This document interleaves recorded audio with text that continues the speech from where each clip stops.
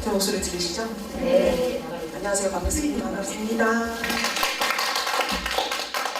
이렇게 큰 스크린 앞에서 강의를 해본 적이 없었어요. 여기서 얘기하서 굉장히 당황하고 있습니다. 네. 일단은 도서관 관장이 와서 오늘 강의를 한다고 하니까 되게 재미없겠다 이런 생각을 하실 수 있겠다 싶어서 그렇지 않을 것이다 라고 미리 말씀을 좀 드리고요. 제 일산도서관 관장이라고 썼지만 뒤에 기획자라는 이름을 넣었어요. 왜냐면 기획자라는 거가 직업은 아니거든요. 근데 이제 기획회사를 다니지 않는 이상은 누구나 기획자가 될 수 있고, 사실은 제가 오늘 할 이야기는 여러분이 모두 다 기획자인데 기획자로서 어떤 기획을 할 것인가, 어떤 생각을 할 것인가, 그 이야기를 조금 하려고 합니다. 그래서 어쩌면 저도 이제 문화에 대해서 공부를 어쩌다가 보니까 이제 하게 되면서 되게 늦은 나이에 공부를 하면서 내가 생각했던 모든 것을 깨는 게 시작이구나 라는 생각을 되게 많이 했거든요. 그래서 오늘은 내가 기존에 생각했던 거 말고 새로운 시각으로 조금 여러 가지 이야기를 같이 나누었으면 좋겠습니다. 마을문화와 시민의 삶이라는 제목은 제가 붙인 제목은 아니에요. 그래서 그게 그닥 마음에 들진 않아서 제가 살짝 밑에다가 질문하기, 들여다보기, 발견하기 이런 부제를 잠깐 붙여봤습니다. 일단 오늘은 문화라는 언어를 조금 정리를 한번 해보려고 해요. 사전에 나오는 말, 법에 나오는 말 이런 걸로 정리를 한번 해보려고 하고요. 그래서 최소한 여기 있는 사람들이 제가 말할 때 문화라는 말은 제가 이런 의미로 쓰는구나 라고 해서 같은 언어로 이야기하기라는 제목을 붙여봤고요. 그다음에 두 번째는 시대 변화에 따른 문화 읽기에 대한 이야기를 좀 해보려고 합니다.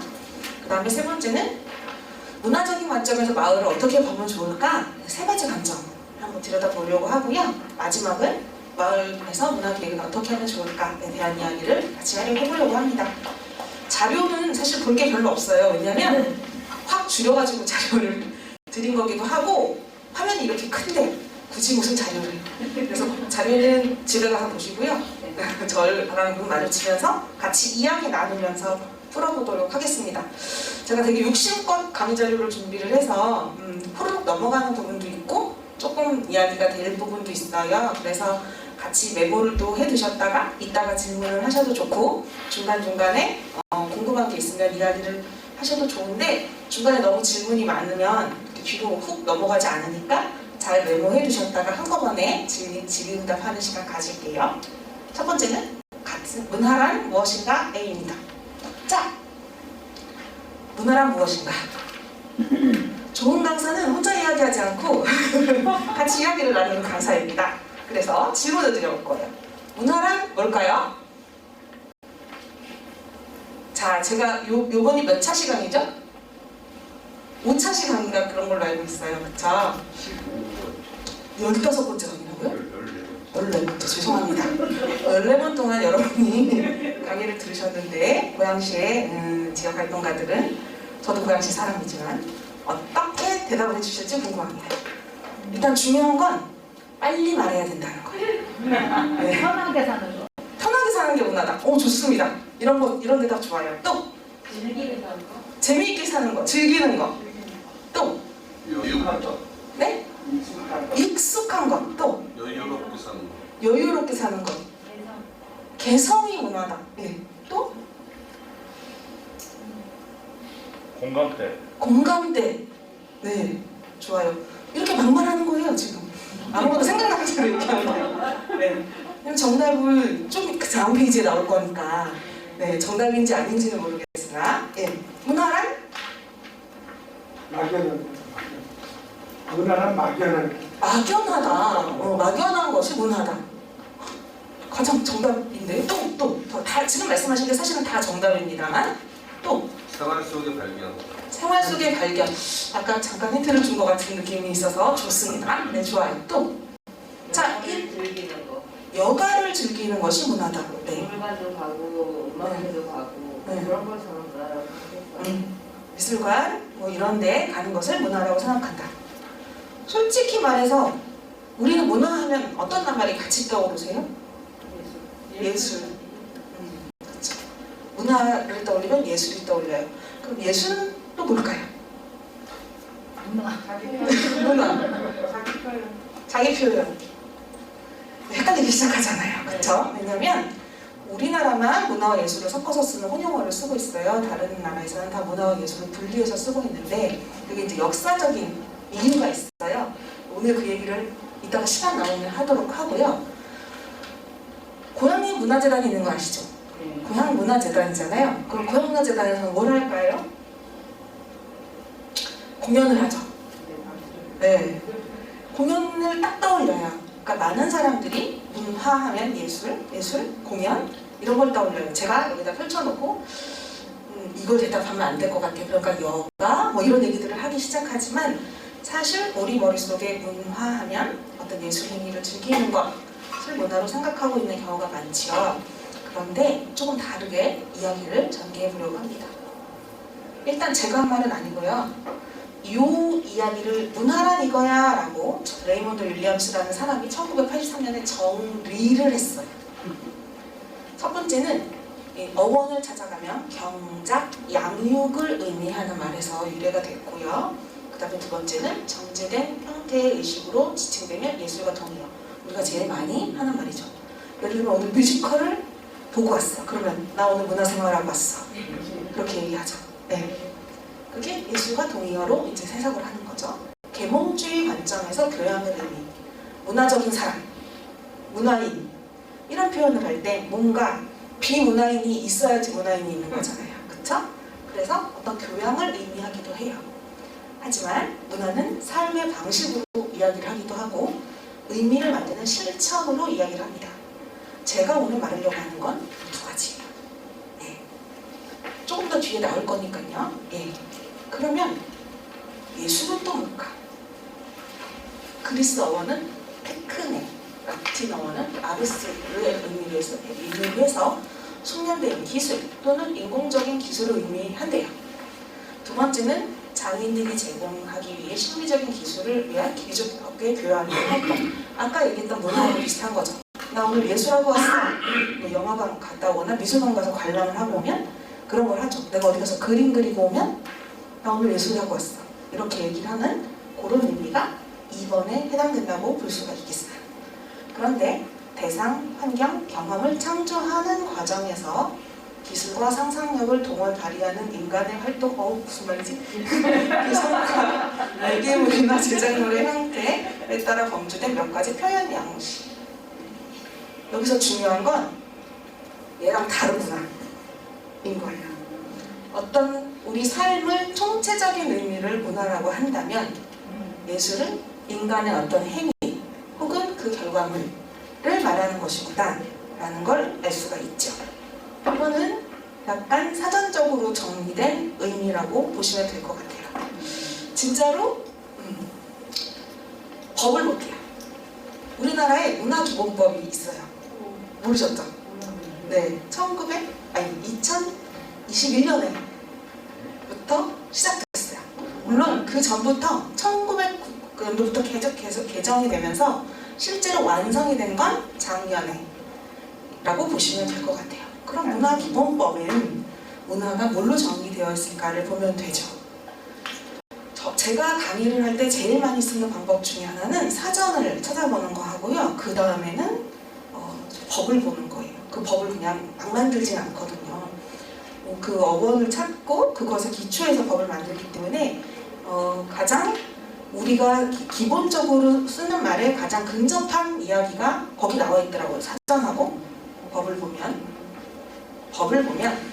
이 법은 문화가 민주국가의 발전과 국민 개개인의 삶의 질의 향상을 위하여 가장 중요한 영역 중에 하나임을 인식하고 다시 민주국가의 발전 그리고 개개인의 삶의 질 향상을 위해서 문화가 굉장히 중요하다. 그래서 이 가치가 교육, 환경, 인권, 복지, 정치, 경제, 여가 등 우리 사회 영역 전반에 확산될 수 있도록 즉 국가와 지방자치단체가 그 역할을 다하며 개인이 문화 표현과 활동에서 차별받지 아니하고 문화의 다양성, 자율성, 창조성의 원리가 조화롭게 실현되는 것을 기본 이념으로 한다라고 적혀있어요. 정리하자면 민주국가를 발전하려면 문화라는 것은 민주국가가 발전이 되기 위한 것이고, 그리고 개인의 삶의 질을 향상시키는 것. 그래서 우리 사회 전반에 확산이 될 수 있는 것이 중요하고, 그래서 국가나 지방자치단체가 그 역할을 해야 되고, 차별받지 않도록 하기 위해서 다양성, 자율성, 창조성을 잘 조화롭게 실현되도록 하는 것을 기본 이념으로 한다라고 되어 있어요. 그 다음에 문화란 뭔가에 대한 정의가 되어 있죠. 자, 앞에 제가 얘기한 거랑 잘 비교해서 들어가 주세요. 문화 예술, 생활 양식, 공동체적 삶의 방식, 가치 체계, 전통 신념 등을 포함하는 사회나 사회 구성원의 고유한 정신적, 물질적, 지적, 감정 특성의 총체. 자, 무슨 얘기냐면 우리가 문화와 예술을 등치시켜서 같이 해석을 해 버릇하면 어떤 거에서 오류가 나냐면 공동체 문화, 공동체 예술 같은 말인가요? 다른 말이죠. 여성 문화, 여성 예술 같은 말인가요? 다른 말이죠. 그러니까 우리가 공동체 문화라고 하는 건 그 공동체 안에서 어떤 생활 양식, 삶의 방식, 가치 체계 이런 것들을 포함하는 구성원들의 고유한 이거라고 이해를 하는 거잖아요. 그렇죠?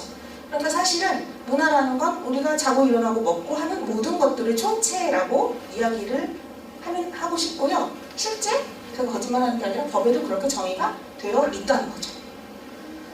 그래서 국민의 권리를 사주를 조금 더 보면 이걸 문화권이라고 하는데, 모든 국민은 성별, 종교, 인종, 세대, 지역, 정치적 견해, 사회적 신분, 정치적 지위나 지적 조건에 상관없이 문화 표현과 활동에서 차별을 받지 않고 자유롭게 문화를 창조하고 문화활동에 참여하며 문화를 향유할 권리가 있다라고 나와 있는 거죠. 누구나 할 수 있다라는 이야기인 거고요. 이건 당연한 이야기지만 이렇게 정리가 되어 있고요. 하나만 제가 더 같이 이야기를 해보면, 이게 이제 그러면 문화정책을 어떻게 만들 것인가, 우리 이제 활동가들이니까 요거 실조를 제가 더 들고 왔어요. 문화의 다양성과 자율성이 존중되고 창조성이 확산될 수 있도록 해라. 정책을 만들 때 국민과 국가의 문화 역량을 높이기 위해서 지원을 하고 여건을 조성해라. 이렇게 쭉 참여하는 고치가 되도록 해라. 가치를 문화 어쩌고저쩌고 국제적인 능력을 증진할 것. 그래서 다양성, 자율성, 창조성이라는 말이 되게 많이 나와요. 다양성이라는 건 무엇이냐면, 쉽게 얘기하면 제가 국민의힘을 지지해요. 그러면 뭐지? 제 강의를 믿어도 될까? 이렇게 바라보지 않아야 하는 거예요. 네. 이해가 되시죠? 네. 그쵸. 제가 정의당을 지지해요. 뭐지? 이렇게 바라보지 않는 거. 제가 민주당을 지지해요. 정치에 대해서 아무 생각이 없어요.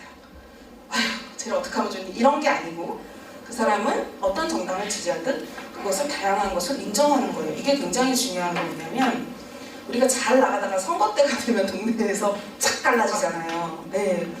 왜 그러죠?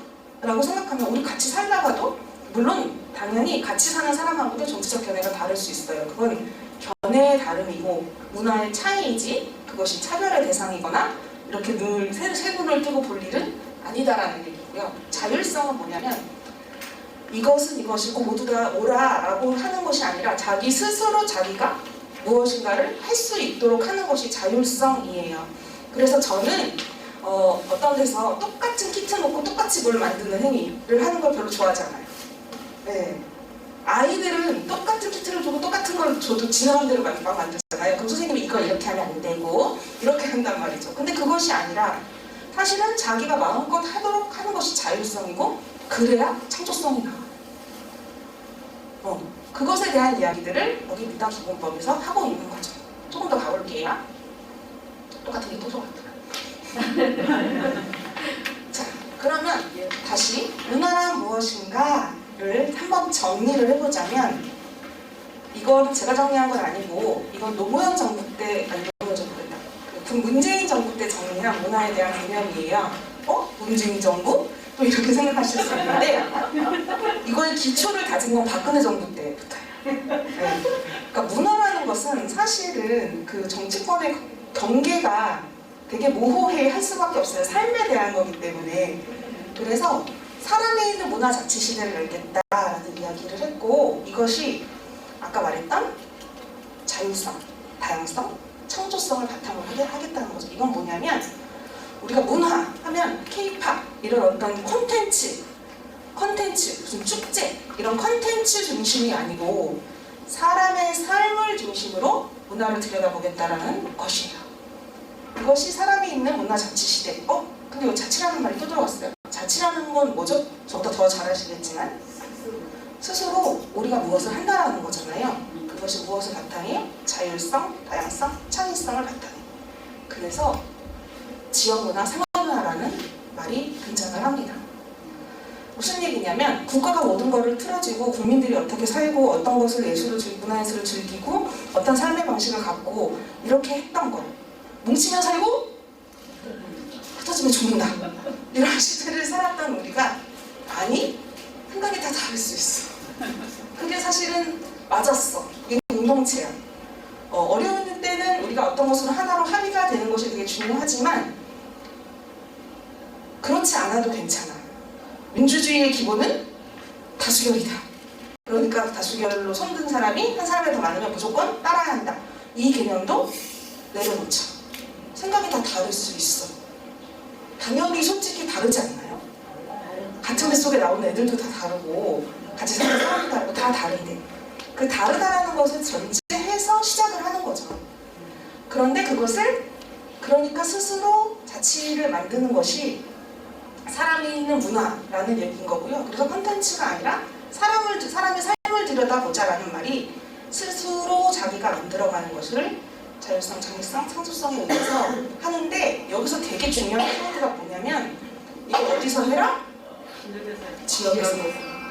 이게 되게 중요한 개념이에요. 예전에는 국가가 모든 것을 이렇게 하고 하나로 합치하는 것이 목표였다면 이제는 지역의 자율성, 지역의 자발성, 더 깊이 들어가면 그 동네의 자발성, 그 사람들의 자발성을 인정하겠다는 거거든요. 그래서 지역문화라는 말이 나와요. 이 지역문화는 예를 들면 경상도 문화, 전라도 문화 이런 걸 이야기하는 게 아니에요. 그 어떤 고유한 사투리 이런 것들 전통적인 것을 얘기하는 게 아니라 그 지역의 어떤 고유성. 예를 들면 저는 고양시에서 살지만 아파트에 살지 않지만 고양시 하면 빼놓을 수 없는 문화가 뭐죠? 아파트 문화예요. 네, 그러면 고양시에서 어떤 애들은 문화정책을 만들 때 아파트를 고민하지 않을 수 없어요. 이런 것들이 지역문화의 한 축이 될 수 있을 거고 고양시는 또 수도권이죠. 이런 여러 가지가 지역문화이고요. 그 다음에 두 번째는 생활문화인데 이건 뭐냐면 자기의 삶 속에서 일어나는 작동되는 여러 가지 것들을 이야기해요. 그래서 하나의 법을 더 들여볼 겁니다. 지역문화진흥법도 생겼어요. 문체부가 문재인 정부 때 크게 개편을 해요. 그래서 예전에는 없었던 부서가 생겼는데 국이 하나 생기는 거면 대단하잖아요. 그게 지역문화에 관련된 국이에요. 그래서 지역의 문화를 중심으로 하겠다. 지방분권, 지방자치, 지역문화 이 여기가 나오면서 이거는 2020, 그러니까 올해부터 발의가 돼서, 그러니까 발의는 그 전부터 됐고 올해부터 시행이 되고 있는 법인데요. 여기 지역문화라는 것이 나와요. 지방자치법에 따른 지방자치단체 행정구역 또는 공통의 역사적, 문화적 정체성을 이루고 있는 지역을 기반으로 하는 문화유산, 문화예술, 생활문화, 문화산업 및 이와 관련된 유형 문역의 문화적 활동을 말한다라고 되어 있고요. 또 하나는 생활문화인데요. 생활문화라는 말 혹시 들어보셨어요? 들어보신다. 태어나서 처음 들어봐요. 손을 안 드는 거 뭐죠? 자, 다시 한번. 제가 말이 너무 빨라서 그러실 수 있어요. 생활문화라는 말 들어봤다. 처음 들어본다. 왜 나한테 그런 걸 물어봐? 귀찮게 물어본다. 생활문화라는 개념이 굉장히 문화 쪽에서는 크게 화두가 되고 있어요. 그리고 이것에 대해서 이야기가 되게 많이 되고 있는데 이게 뭐냐면 지역의 주민이 문화적 욕구 충족을 위해서 자발적이나 일상적으로 참여하는 유형, 무형의 문화적 활동을 말한다라고 나와 있죠. 자, 여러분들이 같이 모여가지고 카페에서 차를 마시면서 차담배를 하고 수다를 떨어요. 문화적 활동 맞죠? 네, 그것이 생활 속에서 이루어지잖아요. 이게 생활문화예요, 사실은. 네. 내가 어렸을 때 그렇게 그림을 잘 그리고 싶었는데 미술 선생님이 나만 보면 그림을 못 그린다 그래서 그림을 포기했었는데 내 안에 꿈틀꿈틀 그림을 그리고 싶은 욕망이 있어. 그런데 일산도서관에서 그림을 그리는 뭐를 한다네? 거기 가서 신청을 해서 활동을 했어. 그것도 문화적 활동이에요. 네. 그리고 우리 동네에 쓰레기들이 너무 많은데 쓰레기를 같이 주워볼까? 깨끗한 문화를 만들어 동네를 만들어 보이기 위해서 일주일에 한 번씩 모여서 쓰레기 줍는 활동을 해. 그것도 문화적 활동이에요. 네. 이것이 지역 주민의 문화 충족을 위해서 자발적 문화, 일상적으로 참여하는 행위를 모두 문화적 활동이라고 이야기를 하는 겁니다. 그냥 자원봉사인데요? 이렇게 얘기할 수 있죠. 자원봉사라는 이름으로 문화적 활동을 하는 거예요. 자원봉사도 맞고 문화적 활동도 맞는 거죠. 요건 살짝 넘어가려고 하는데 그 키워드에 있어서 잠깐 넘어가자면 그러면서 문화도시를 만들어야겠어 라고 생각해서 문화도시에 대한 법을 하나 만들었어요. 문화도시란 어쩌고저쩌고 해서 어쩌고저쩌고를 말한다. 50억, 80억을 투자해요. 고양시는 신청하지 않았어요. 근데 잘한 거예요. 신청하지 않았게. 떨어졌을 거예요. 이거의 가장 핵심은 시민들이 문화적인 욕구를 충족을 이렇게 끌어올리는 것이 가장 핵심인데 고양시는 그런 영역이 아직 되지 않아요. 그래서 그런데 어디가 됐는지 아세요? 춘천, 부산 영도 이런 데가 됐고요. 오히려 전주 떨어졌어요. 전통문화 보수 이런 거가 중요한 게 아니라 시민의 삶이 어떻게 달라지는가를 기획하는 도시에다가 지원을 할 거야 가 문화도시의 핵심이었거든요. 근데 고양시는 아직 그렇게까지는 못하고 있어요. 그래서 신청을 했어도 떨어졌겠다 싶긴 한데 아무튼 추진하지는 않고 있고요. 어쨌거나 이런 법들이 시행이 되고 있다는 거. 영등포도 문화도시로 지정이 됐고 성북구도 문화도시로 지정이 됐어요. 이런 것도 이제 잠깐 알고 계시면 될 것 같고요. 그래서 결론적으로는 지역문화진흥법은 지역 간의 문화 격차 해소, 지역 문화의 다양성에 중요 있는 조화, 지역 주민의 삶의 질 향상 추구, 생활 문화가 활성화될 수 있는 여건 조성, 지역 문화의 고유한 원역의 우선적 보존 이런 것이 지역 문화 법으로 여태까지는 이런 것들이 법으로 되어 있지 않았던 거예요. 그냥 아름아름 다 그냥 그런가 보다 하고 있었던 것들이 법으로 정해졌는데 여기서 핵심은 지역 문화에 대한 걸 되게 중요하게 여기고 있다는 거죠. 말이 좀 빠른 건 법이니까 집에 가서 다시 한번 보시면 될 것 같아서 그래서 이 지역문화진흥법의 골자는 1장은 총칙으로 되어 있고 2장은 지역의 생활문화를 진흥하는 거예요. 그래서 생활문화 지원, 생활문화 시설의 확충이라고 해서 지금 고향문화재단에서 한 3년 전부터 생활문화 관련된 활동들을 하고 있고요. 경기문화재단에서도 하고 있고 서울은 훨씬 더 전에 이것들을 진행을 하고 있어서 마을예술청작소나 이런 활동들이 다 이 생활문화에 포함이 됩니다. 뭔지 잘 모르겠다라고 생각을 하실 수 있어요. 되게 어려운 개념일 수도 있고 사실은 우리가 문화는 좀 어려운 거야 라는 일반적인 개념에서 살짝 띄워놓고 나의 삶과 사실은 밀접하게 관련이 있음에도 불구하고 띄워놓고 생각을 했던 것도 사실이죠. 그리고 지역의 문화진흥 기반을 구축해서 지역문화 인력을 향상하고 실태조사하고 지역문화 고유 원형 보존, 협력활동 지원을 하는 거예요. 고양시에 예술인이 몇 명 있을까요? 몰라요. 실태조사를 한 적이 한 번도 없어요. 네. 그런데 이제 법으로 이걸 할 수 있는 게 생겼으니까 실태조사를 하겠죠. 그럼 누구를 예술인으로 할 거야? 지역 예술인은 누구야? 고양시에 살면? 이런 논의들이 이제 진행이 되어야 하는 거예요.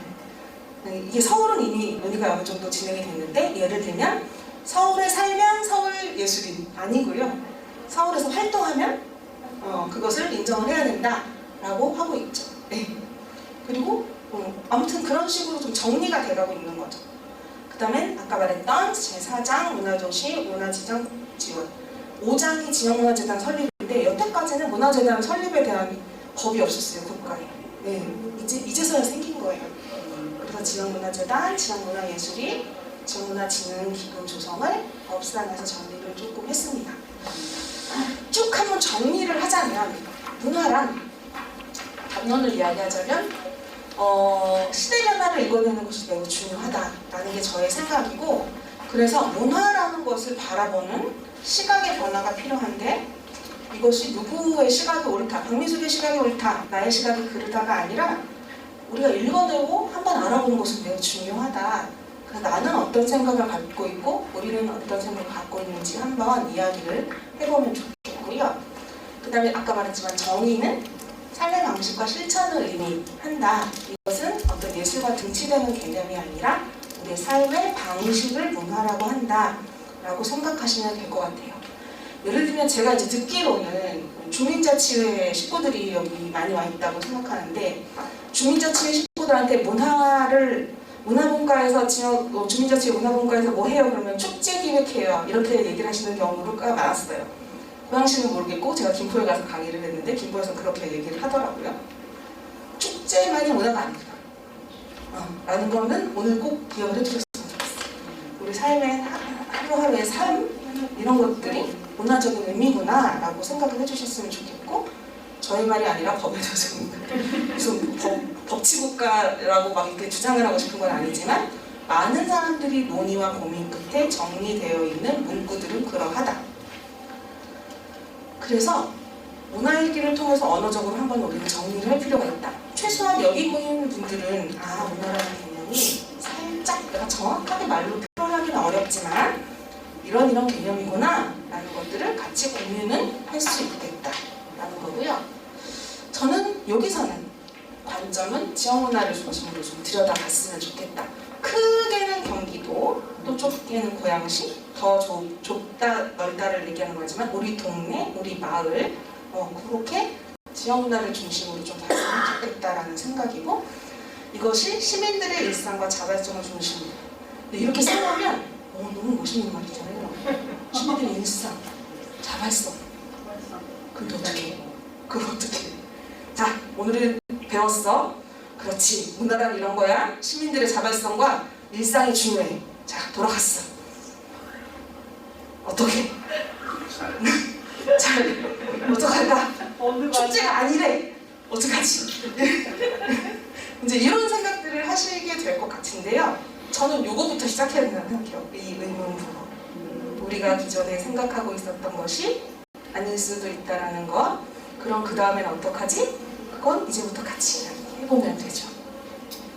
그래서 오늘 제가 앞에 신나게 떠들었던 법이 어쩌고저쩌고 레이먼 윌리엄스가 어쩌고저쩌고 했던 얘기들은 우리는 일단 시대를 읽어야겠다.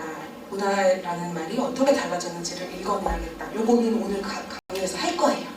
걱정하지 마시고. 그다음에 두 번째, 정의, 예술, 뮤지컬 보는 거, 축제하는 거 이게 아니고 삶의 방식과 실천을 의미하는 거구나. 이것들을 여기까지 우리가 했어요. 그 다음에 지역문화 중심으로 할 건데 이건 어떻게 할까? 전 모르죠, 여러분들이. 라고 말하면 안 좋은 강사가 아니잖아요. 그래서 사례를 중심으로 조금 이야기를 들려드리려고 합니다. 첫 번째, 시대 변화에 따른 문화일기 한번 해볼게요. 일단 여러분들 요즘 젊은 친구들 이해하시겠어요? 도저히 이해 안 되는 것들 몇 개 있죠. 뭐를 제일 이해 못하겠어요? 네? 은어. 왜들 그렇게 줄여서 쓰는지 뭐 이런 거. 또 라떼는 안 그랬는데 얘네들은 왜 이러지? 이런 거에서 제일 이해를 못하겠는데 저는 칼퇴예요. 관장이 앉아있는데 차냐? 그리고 6시 3초인데 나가네?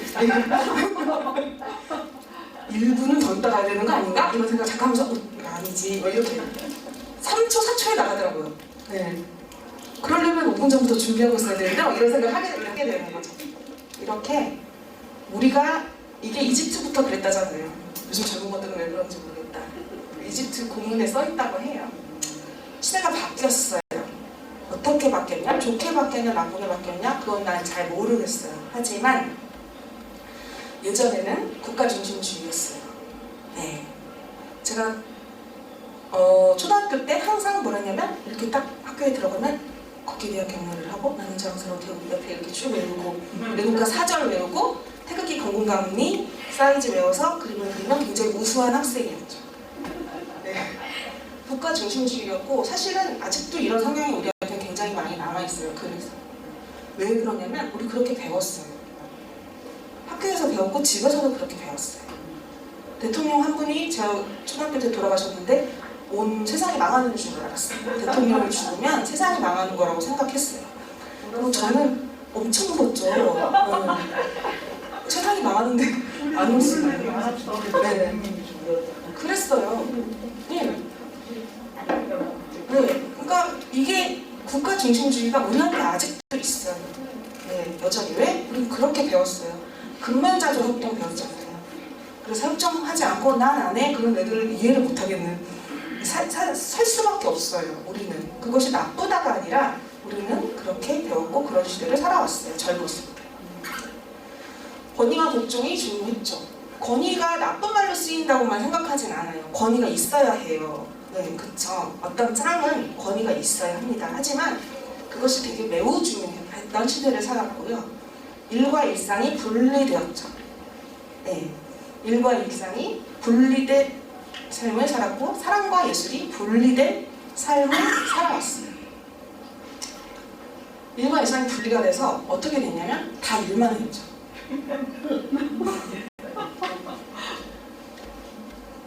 그러니까 아침에 5시에 일어나가지고 저녁 10시까지 일하면서도 허리띠 졸라매고 내가 너를 어떻게 대학을 보냈는데 네가 이따위로 엄마를 대신할 수 있어? 이런 말을 할 수가 있는 거거든요. 아빠는 당연히 밖에 나가서 일을 아침에 일찍 저는 친구들이 아빠랑 동물원 갔다 왔다는 걸 이해를 못했어요. 왜? 니네 아빠는 일 안 해? 일요일에? 이랬었어요. 아빠는 일요일에 나가서 일하는 사람이었는데 우리 아빠는 당연한 거 아니야? 그게? 그랬던 삶을 살았던 거죠. 사랑과 예술이 분리해서 예술을 누가 하는 거다? 예술가들이. 우리가 하는 건 이제 미팅 나가서 선생님은 취미가 뭐예요? 그러면 음악 감상이야. 이렇게 얘기하지. 내가 음악을 하는 거는 예술가가 하는 거고 나는 감상을 했던. 네. 그게 우리 시대였어요. 아니에요? 왜 아닌 척하세요? 그쵸? 네. 그런데 지금은 개인의 행복이 중요해요. 이게 옳다 그르다의 문제가 아니라 개인의 행복이 훨씬 더 중요해요. 어쩌면 그게 더 맞을지도 모른다는 생각도 해요. 나만 잘 살자가 아니라 어쨌거나 내가 행복한 것이 매우 중요한 시대예요. 공공적 가치가 재발견돼요. 옛날에 공공이라고 하면 예를 들면 공공이 우리끼리 모여가지고 그 무슨 마을 공동체 지원금을 받아가지고 우리끼리 100만 원을 가지고 공공의 자금을 가지고 지네들끼리 노는 것 같아. 상상도 할 수 없었을 텐데 마을길을 넓히고 꽃을 심어야 되는데 쟤네들이 그걸 갖다가 자기네들끼리 피아노 연주를 하면서 공연을 해? 라고 생각하는 게 아니라 이렇게 사람이 행복하게 사는 삶을 지원하는 것이 공공의 가장 중요한 목적이 된 거예요. 그리고 일과 삶이 균형을 이루라고 하죠. 일, 가정, 분립 이런 이야기들이 나오고 일 끝나면 나한테 연락도 하지 마 라고 얘기를 하고 저는 요즘 주말에 도서관이 물이 잠길 것 같은 상황이 아니면 직원들한테 전화를 할 수가 없어요. 궁금해서 참아야 돼요. 균형을 이루고 있는 거죠. 이게 맞는 거였는데 어쩌면. 그쵸? 사실은 내 딸이 직장에 나갔는데 상사가 토요일날 전화하면 되게 열받잖아요. 근데 나는 상사가 되면 토요일날 이거 몇 번이냐 비밀번호? 뭐 이런 것들을 물어볼 수도 있는 게 당연하다고 생각했을지도 몰라요. 우리가 약간 그런 시대를 알고 있어요. 누구나 예술가가 되는 시대예요. 네. 물론 프로 예술가와 아마추어 예술가의 차이는 있을 수 있으나 직업적인 예술가와 아닌 사람의 차이가 있을 수 있지만 누구나 예술가가 되는 시대예요. 조금 더 가볼 거예요. 이것이 바로 저는 패러다임의 변화. 아주 큰 변화예요. 그러니까 이것이 바탕화해서 문화적인 거든 복지적인 거든 공동체적인 거든을 생각하지 않으면 안 된다라는 거죠. 예술의 변화를 잠깐 들여다볼 거예요. 이거는 저희가 꼭 생각을 해둬야 될 게 요거가 해석이 안 되면 다른 것들이 해석이 안 돼서 제가 굳이 좀 집어넣었어요. 일단 몇 가지 포인트만 잡고 갈게요. 장르 예술의 해체예요. 예를 들면 예전에는 가수, 아이돌이 연기를 하는데 연기를 잘 못해. 그러면 아유 전 가수나 하지 왜 연기를 해? 이렇게 얘기를 했어요. 근데 요즘은 하나만 하지 않죠. 다 해요. 노래도 만들고 뮤지컬도 하고 연기도 하고 노래도 하고 춤도 추고 연기도 다 해요.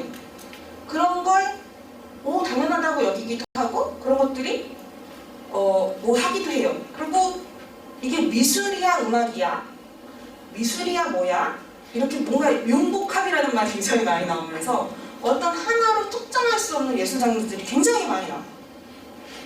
그래서 이런 것들이 표현의 다양성의 확장 뭐 이렇게 사유의 확대 그래서 일상예술, 생활예술이라는 말이 나오고 이렇게 이야기가 되는데 좀 쉽게 정리를 하면 이거는 보신 적 있으시죠?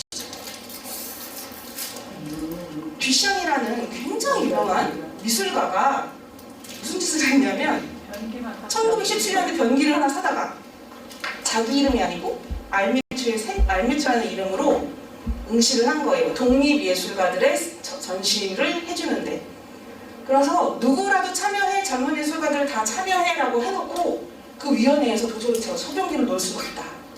그래서 버렸어요. 그래서 실제 듀샹이 맨 처음에 산 샘은 어디 가는지 몰라요.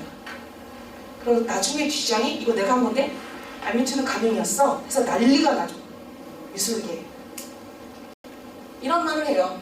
예술은 대상이 아니라 개념을 만드는 것이다. 이게 샘이라는 거, 이름을 샘이라고 붙였어요. 어떻게 보셔요? 내가 만든 것도 아니고 한 샘은 모르겠고 아무튼 거기서 만든 그런 소정기를 갖다 놓고 유명한 미술가가 갖다 놓고 이것이 예술작품이야. 그러면 우린 가서 보고 예술작품이야 라고 봐야 하는가? 고민이 되기 시작한 게 벌써 1917년도부터예요. 더한 인간이 나타났어요. 앤디 보홀이라는 사람이 마트에서 파는 이 박스를 세제 박스를 그대로 색칠해가지고 1964년에 되게 유명한 사람인데 이 사람도 이걸 전시를 딱 했어요. 그때 평론가들이 이 말을 하는 거예요. 예술의 종말. 이라는 말을 해요. 네. 이미 우리는 예술이라고 하면 미켈란젤로 뭐 이렇게 모나리자 이런 거에 머물러 있던 우리 저의 수준으로 얘기하는 겁니다. 그런 시각이 완전히 다 해체되고 깨진 게 이미 오래됐어요. 그런데 우리는 아직도 옛날에 미술 시간에 배운 것밖에 기억을 못하기 때문에 그러고 있는 건지도 몰라요. 그 다음에 나오는 새로운 담론이 뭐냐면 누가 예술가인가인데요. 제가 질문해 볼게요. 백남준 선생님 돌아가셨잖아요. 근데 이거 경기도에 이미 설치되어 있거든요. 그러면 이건 누군가 계속 켜고 있는 거 아니에요? 그쵸? 그냥 그 사람이 켜주는 걸까요? 이거 맨날 정비하고 켜고 화면 바꾸고 하는 사람이 있어요. 근데 백남준의 미디어 아트에 죽었는데 돌아가셨는데 그럼 그 키는 사람은 뭐죠? 관리예요. 엔지니어? 네. 더 쉬운 질문. 이 사건 아시죠? 네.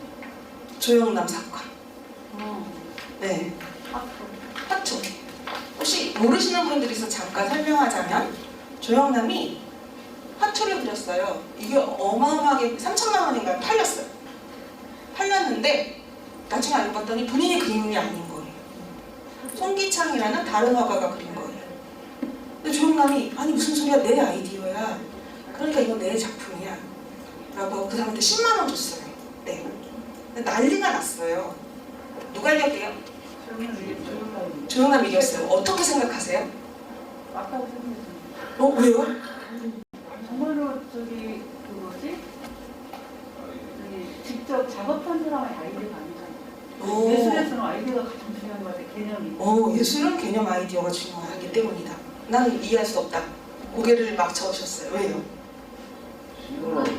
조영남은 신나도 시켜서 그 사람에게 인건비를 줬지만 이거는 3천만 원짜리 가치를 조영남이 색칠을 하지 않았다는 거는 자기가 실행력이 없이 그냥 남한테 도장 찍듯이 맡긴 거예요. 예를 들어서 복사기를 되게 비싼 걸 샀어요. 그래서 비슷하게 똑같이 프린트해가지고 판 거죠. 그러니까 실제로 원본은 따로 있는데 자기는 그냥 복사기 복사만 해서 그 복사 용지를 나눠주면서 돈을 주고 판 거니까 사기라고 생각해요. 일대 혼란에 빠졌는데 그럼 얘는 어떻게 해요?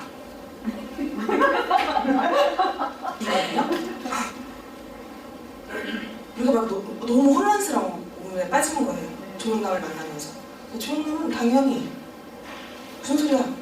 내가 개념을 넣은 거잖아. 그리라는 대로 그렸으니까 내 거야. 라고 주장을 한 거죠. 그러면서 뭘 예로 들었냐면 미켈란젤로가 그린 천지창조를 미켈란젤로가 혼자 다 그렸나? 조수들이 있었어요. 네. 엄청나게 많은 조수들이 있었죠. 그럼 그건 조수의 작품인데 어디도 나오지 않잖아. 그래서 미술계가 난리가 나고 뒤집어졌었어요. 사기죄. 근데 대법원 판결은 무죄에 일어났어요. 단 나쁜 놈이긴 하다. 10만 원밖에 안 줬다. 한국에서 자동화 소멸해가지고 그건 돌려가는 네. 그리고 이 그림을 산 사람이 나는 네가 그린 줄 알고 샀으니까 다시 내놔. 이런 일들이 벌어지는데 어쨌거나 예술을 판단하는 근거가 우리가 사고하는 근거에서 완전히 달라졌다는 걸 알 수 있어요. 지금 여러분 아시겠지만 기획비를 내놔라 라는 요구가 되게 많아요. 근데 이게 문화판에서는 어느 정도 받아들여지기 시작했어요. 그래서 작년부터 한국문화예술위원회에서 하는 공모사업에 예술비를 10% 책정해도 된다라고 되어 있어요. 왜냐하면 개념이 중요하고 그 개념을 만드는 건 기획이기 때문에 그 기획자의 기획비는 매우 중요하다는 거죠. 아직 예를 들면 마을공동체 사업이라든가 다른 공모사업에서까지는 그게 미치지 못했지만 어쨌거나 이런 변화들이 일어나고 있어요. 그것처럼 예술의 변화, 누가 예술가인가를 얘기를 할 때 이제는 우리는 아무것도 할 수가 없는 거예요. 종남은 그림 되게 잘 그리니까 잘 그리는 줄 알았죠. 당연히 그 사람이 그린 줄 알았고 산 사람은 사기죄로 걸은 거고 사기죄가 성립되려면 이 사람까지도 같이 사기죄에 적용이 돼야 되는데 이게 어떻게 될 것인가 아주 많은 논란 끝에 어쨌거나 무죄를 받았어요. 나쁜 놈으로 판명이 되긴 했지만 그거는 노동의 대가를 너무 조금 줬다라는 것 때문이지 예술은 조용하는 것이 맞다 라고 인정을 했다는 거죠. 우리가 듀샴 그리고 아까 말했던 앤디 워홀 그것도 다 복제 예술이잖아요.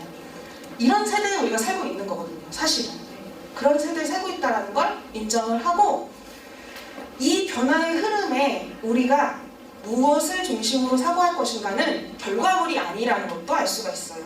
예술로 행위된 결과물이 아니라 어떤 개념을 만들 것인가 이건 가치에 대한 이야기라서 말하기 너무 어려운데 정리하기 어려운데 사실은 그게 훨씬 더 중요해지는 중요한 시대를 우리가 지금 현재 살고 있는 거죠. 자, 이제 다시 한번 정리를 좀 해볼게요. 시대 변화에 따른 문화읽기로 가서 생활문화를 아까 제가 이야기를 했는데 이 정책의 흐름을 보고 이 정리가 된 게 박근혜 정부 때부터예요 라고 했는데 사실은 문민정부 때부터 문화 정책이 달라지기 시작했어요. 크게 군부에서 문민정부가 들어서면서부터 달라지기 시작했는데 이때 나왔던 개념이 문화자원봉사예요. 문화적으로 뭔가 자원봉사를 하는 그냥 쓰레기를 줍거나 이렇게 노인들을 돌보거나 김장을 하거나만 자원봉사가 아니라 문화적인 자원봉사라는 개념이 나왔고 제일 중요한 건 문화의 집이에요. 고양시는 문화의 집이 있긴 하지만 사실은 활성화되어 있지 않고 재단의 어떤 청소년 문화의 집으로만 존재를 하고 있기 때문에 잘 몰라요. 그런데 지방에 가면 이 문화의 집들이 흔히 말하는 문화센터 이렇게 재밌는 걸 만들고 사람들이 와서 어떤 문화적인 행위들을 했던 아주 오래된 문화공간입니다. 이게 문민정부 때 생겼고요. 그 다음에 국민의 정부, 어느 정부인지는 아실 거고 이때는 사람을 좀 키워야 돼. 그래서 창의한국, 새예술정책 이런 이야기들이 쭉 나오기 시작하면서 참여정부 때는 공간에 대한 고민을 되게 많이 해요.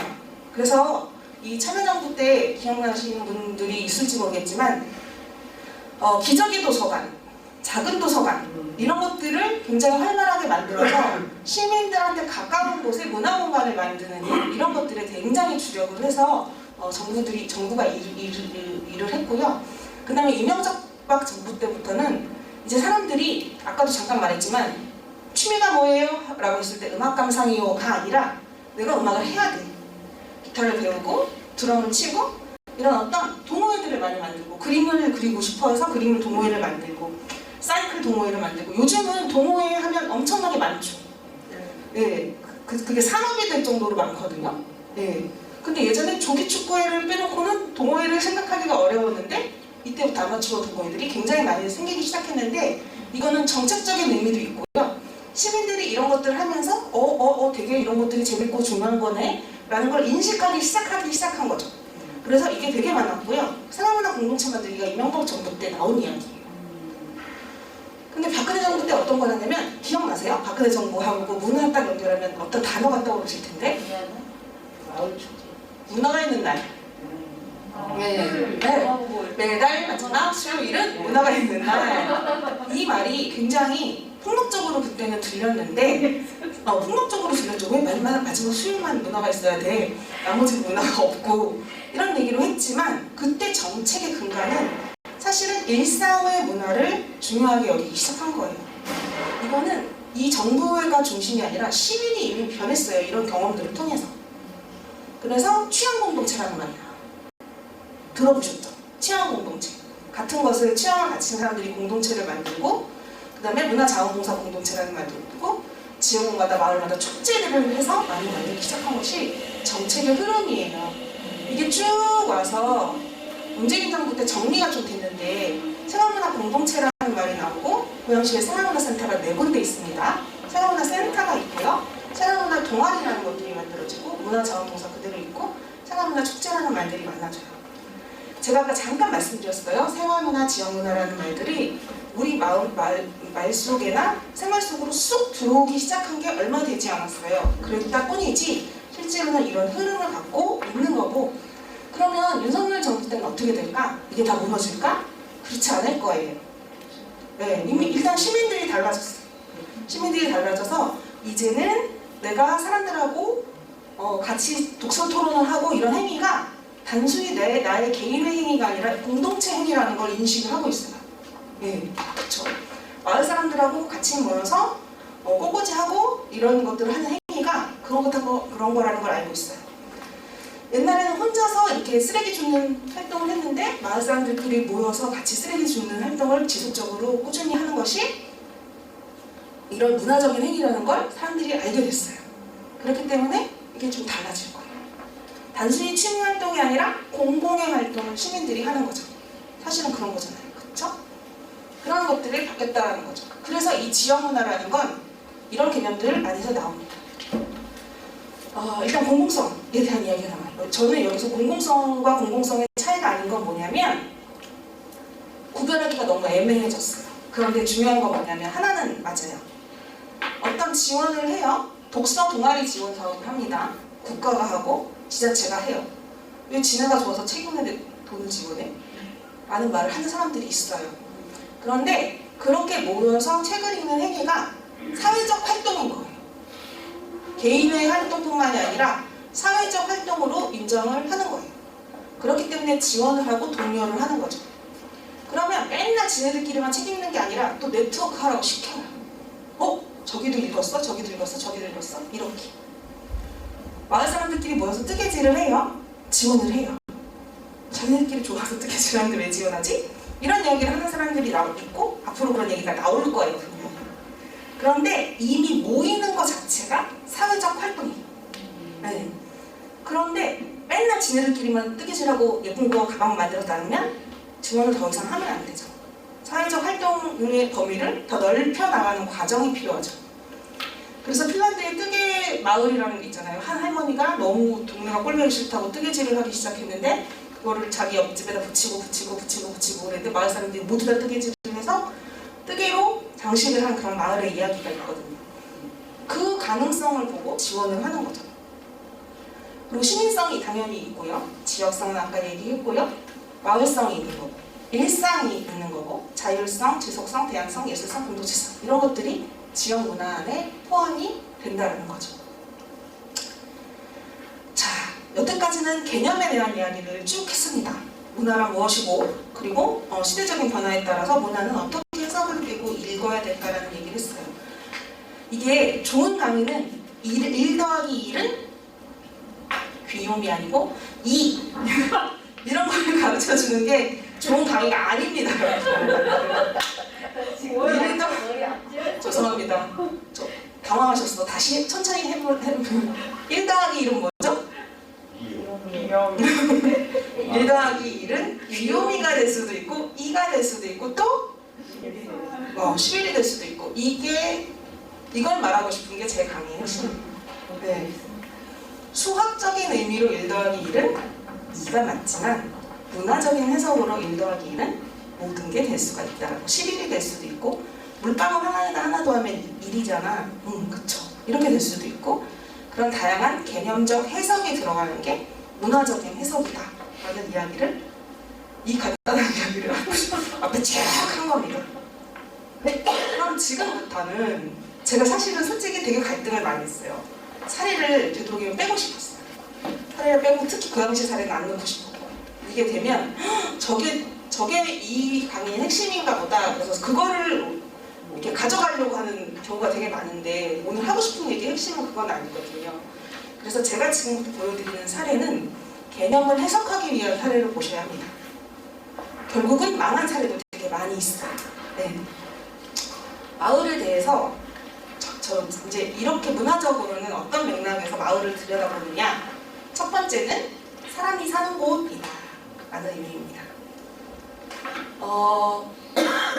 사람이 사는 곳인데 마을 안에서 나를 드러내는 방식은 지위나 역할, 성이나 나이로 규정이 될 때가 너무도 많아요. 그리고 그 명명되는 것이 관계가 되죠. 혹시 여기 주민자치 회장님 계세요? 회장님. 네. 회장님 마을에서 사람들이 뭐라고 불러요? 저요? 네. 저를 잘 모르기 때문에 의원들 회장님이라고 부르죠. 네. 그러면 회장님이라고 안 부르면 위원장님, 네? 위원장님이라고 불러요? 회장님 하시는 분도 있고. 네. 근데 그 호칭, 지위, 역할 말고 어떤 걸로 불러야 되죠? 회장님 그만두고 나면 전 회장님 이렇게 불러야 되나요? 훈장님? 한번 해보면 영어로 한 번 해병은 영원한 해병이에요? 맞아요. 네, 이거에 너무 익숙해져 있어요, 마을에서. 네. 그리고 성이나 나이. 여사님, 제가 50이 넘었는데 아이가 없거든요. 근데 우리나라의 50대 여성을 부르는 단어는 어머니밖에 없어요. 어머니 아니면 사모님, 여사님 3개밖에 없어요. 아줌마, 4개. 네? 선생님이라고 많이 쓰는데 마을에서 선생님이라는 용어를 잘 쓰지 않죠. 저희는 할 때 원래 선생님이 됐거든요. 오, 매우 훌륭한 태도예요. 그래서 지금 할 얘기가 그거예요. 명명되어 있는 게 관계가 된다. 이걸 바꿔야 된다라는 얘기를 하고 싶은 거예요. 네. 그렇다고 김씨 이렇게 부를 수는 없잖아요. 그렇게 불러달라는 건 박씨 이렇게 불러달라는 건 아니에요. 제가 옛날 네? 미숙님. 좋아요. 그런 새로운 용어가 필요해요. 네, 미소님, 선생님, 뭐 기타 등등. 왜냐하면 제가 이제 마트 같은 데 가면 어머니 오늘 소시지가 맛있는데 이렇게 해서 옛날에는 그 말이 되게 불편했어요. 왜냐면 제가 어렸을 때는 아이가 없다는 것에 대해서 아무도 문제제기하지 않았는데 도서관 쪽 일을 하잖아요. 도서관 쪽 일은 거의 90%가 여성이에요. 그래서 이렇게 외부에서 만나면 이제 친해지려고 우린 친해지려고 뭘 물어보냐면 아이가 몇 살이에요를 물어본단 말이에요. 그래서 아유 어리네 우리 애들 지금 초등학교 3학년인데 이러면서 얘기가 시작돼요. 그럼 전 아이가 없는데요? 그러면 사색이 돼요. 어떤 거냐면 네. 어머 내가 너의 아픈 상처를 건드렸구나. 응, 너 애 못 낳았구나. 근데 내가 물었구나. 진짜로 그래요. 네. 안 그런 사람도 많이 있어요. 네. 그런데 그렇게 얘기가 시작되면 아니에요. 내가 막 설명해야 돼. 아니 제가요. 아이를 못 낳은 게 아니고요. 옛날에는 아이를 안 낳으려고요. 이렇게 막 설명을 하고 시작을 해야 되는 거예요. 그게 아직까지 마을에서 혹은 우리 사람 사이의 관계거든요. 이걸 좀 깨보자. 어떻게 깨야 되는지는 한번 고민을 좀 해보세요. 네. 명명되어지는 것이 관계가 되는 것. 그러면 저 사람하고 나는 항상 저분은 늘 회장, 나는 늘 사무국장. 이렇게 관계가 맺어지는 게 아닌 것으로 되어야 한다는 것. 그 다음에 이게 뭐냐면 나를 드러내는 방식인데 어떤 거를 우리는 드러내냐면 여태까지는 자 오늘 강의에 대해서 어떻게 생각하는지 한번 얘기해 볼까요? 오늘 강의 좋았고요. 그런데 강사가 말이 너무 좀 빨라가지고 이야기하기가 이렇게 평가를 해요. 질문을 그렇게 받아요. 자 우리 마을의 문제점이 뭡니까? 이렇게 질문을 시작해요. 그럼 뭐라고 얘기하죠? 문제가 뭐 쓰레기가 좀 많은 것 같아요. 그쵸? 우리 마을에 쓰레기 많아요. 사람들이 쓰레기를 함부로 버리잖아요. 그럼 이걸 어떻게 하면 해결하면 좋을까요? 그러게요. 벌금을 불릴까요? CCTV를 할까요? 진원이 달라져야 돼요. 우리 마을에 사는 거 힘들죠? 사람들이 너무 말을 많이 시키지 않아요? 이렇게 자기 생각과 느낌을 드러내는 방식 바뀌어야 됩니다. 강사님 너무 귀엽다. 이거 굉장히 중요한 키워드예요. 네. 굉장히 중요한 키워드예요. 특히 이건 제 사회적 편견일 수도 있는데 남성들이 이런 거 잘 못해요. 제가 도서관 관장이니까 잠깐 책에 대한 얘기를 넘어가자면, 제가 욕을 하려고 하는 거 아닙니다. 교보문고에서 코로나 전이니까 그 코로나 이후의 수치는 사실은 전 잘 몰라요. 코로나 전에 교보문고에서 그거 아세요? 편의점에서 우리가 물건을 사면 그 물건을 여성이 샀는지 남성이 샀는지 눌러요. 그 답판에 있어요. 몇 살인지도 눌러요. 내가 액면으로 봐서 50대인 것 같으면 50대, 60대인 것 같으면 60대 이렇게 눌러요. 그걸로 통계를 내서 그 지역의 편의점에 어떤 물건을 갖다 놓는 게 잘 팔리는가를 통계로 내요. 네, 모르셨죠? 이제 한번 쓱 보세요. 나는 몇십 대로 찍나, 50대로 찍나 저것이 막 이러면서. 교보문고에서도 통계를 냈습니다. 교보문고에서 지금은 온라인으로 책을 많이 사니까 사실은 정확한 수치라고 보기가 어려워서 약간 오래된 수치이긴 한데, 20대 여성이 제일 많이 사는 책이 시소설 수필이에요. 20대 남성이 가장 많이 사는 책은 자기계발서. 30대 여성이 가장 많이 사는 책은 육아에 관련된 책. 30대 남성이 가장 많이 사는 책은 자기계발서. 5분 일찍 일어나는 사람이 뭐 어떻게 좀 이런 책들이죠. 예. 자기계발서를 폄하하는 건 아닙니다. 40대 여성이 제일 많이 사는 책은 수업에 관련된 책. 40대 남성이 가장 많이 사는 책은 수업에 관련된 책. 이때는 만났어요. 네. 50대 여성이 가장 많이 사는 책은 시, 소설, 수필. 50대 남성이 가장 많이 사는 책은 자기계발서. 노드책 맞아요. 60대 여성이 제일 많이 사는 책은 시, 소설, 수필. 60대 남성이 가장 많이 사는 책은 자기계발서. 70대는 안 나와요. 안타깝게. 그래서 내가 우리나라 남자는 평생 자기계발서만 있는데 자기계발을 못하고 죽는 거 아니야? 되게 안타깝고 약간 미안했어요. 남자들한테. 그쵸. 네, 평생 자기계발서만 읽어요. 네, 왜냐하면 그렇게 살라고 배웠어요. 남자가 가정을 책임져야 하고 국가를 책임져야 되고 내가 지역을 책임져야 되고 마을을 책임져야 된다고 배웠어요. 여성들은 아이를 어느 정도 키우고 나면 자기한테로 돌아가서 시소설 수필로 돌아가서 자기 책을 읽는데, 남성들은 평생 자기계발서만 읽었어요. 그래서 퇴직을 한 남성들이 제일 위험하다. 혼자 틀어박혀서 자기계발서만 읽고.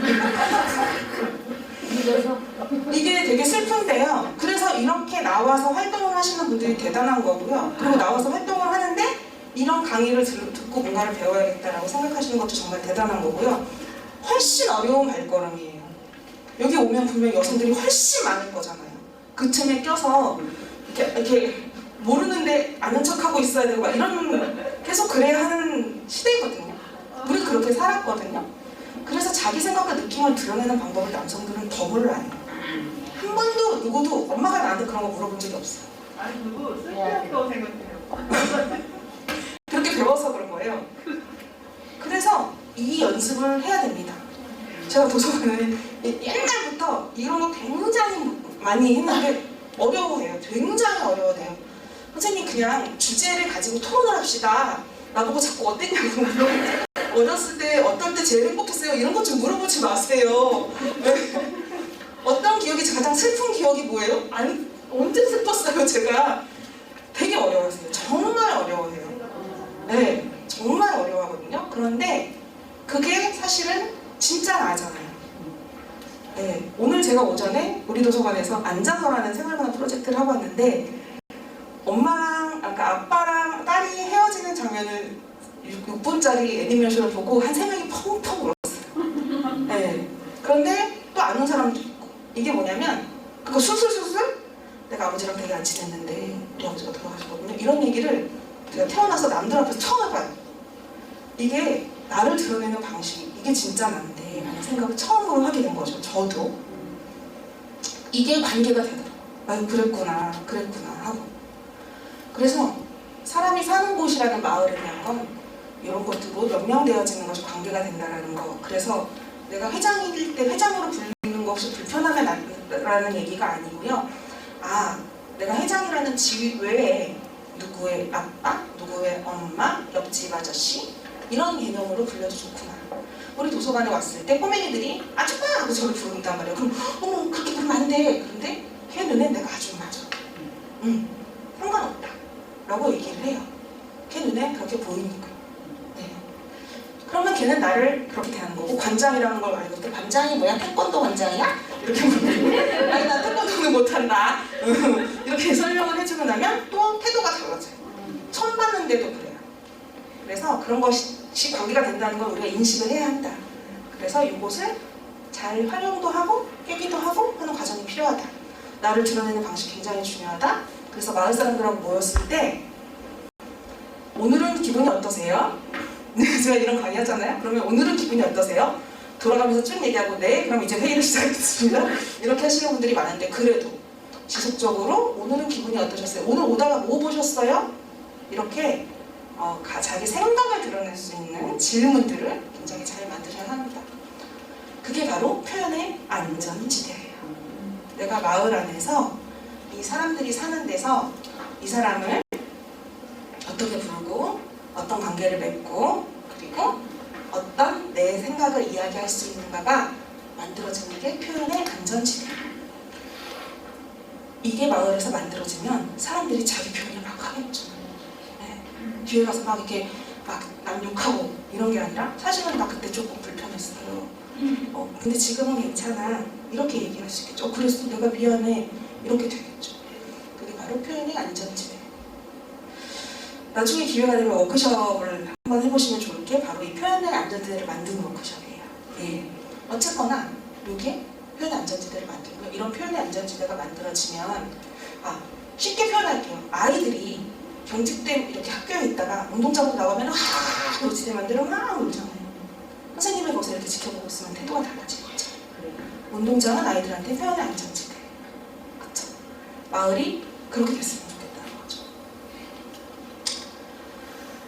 그리고 타인과 존재하는 방식에 대해서 표현의 안전지대가 되고 나면 생각을 해야 돼요. 우리가 끼리끼리 문화라는 것들을 얘기를 되게 많이 하는데 끼리끼리 문화는 나쁜 건가요? 해석을 다르게 해야 된다는 생각이 들어요. 끼리끼리 문화는 존재를 하고요. 존재하지 않을 수가 없어요. 그런데 문제는 어떤 끼리끼리인가가 되게 중요합니다. 남을 배척하고 남을 음해하고 나쁘게 만드는 끼리끼리.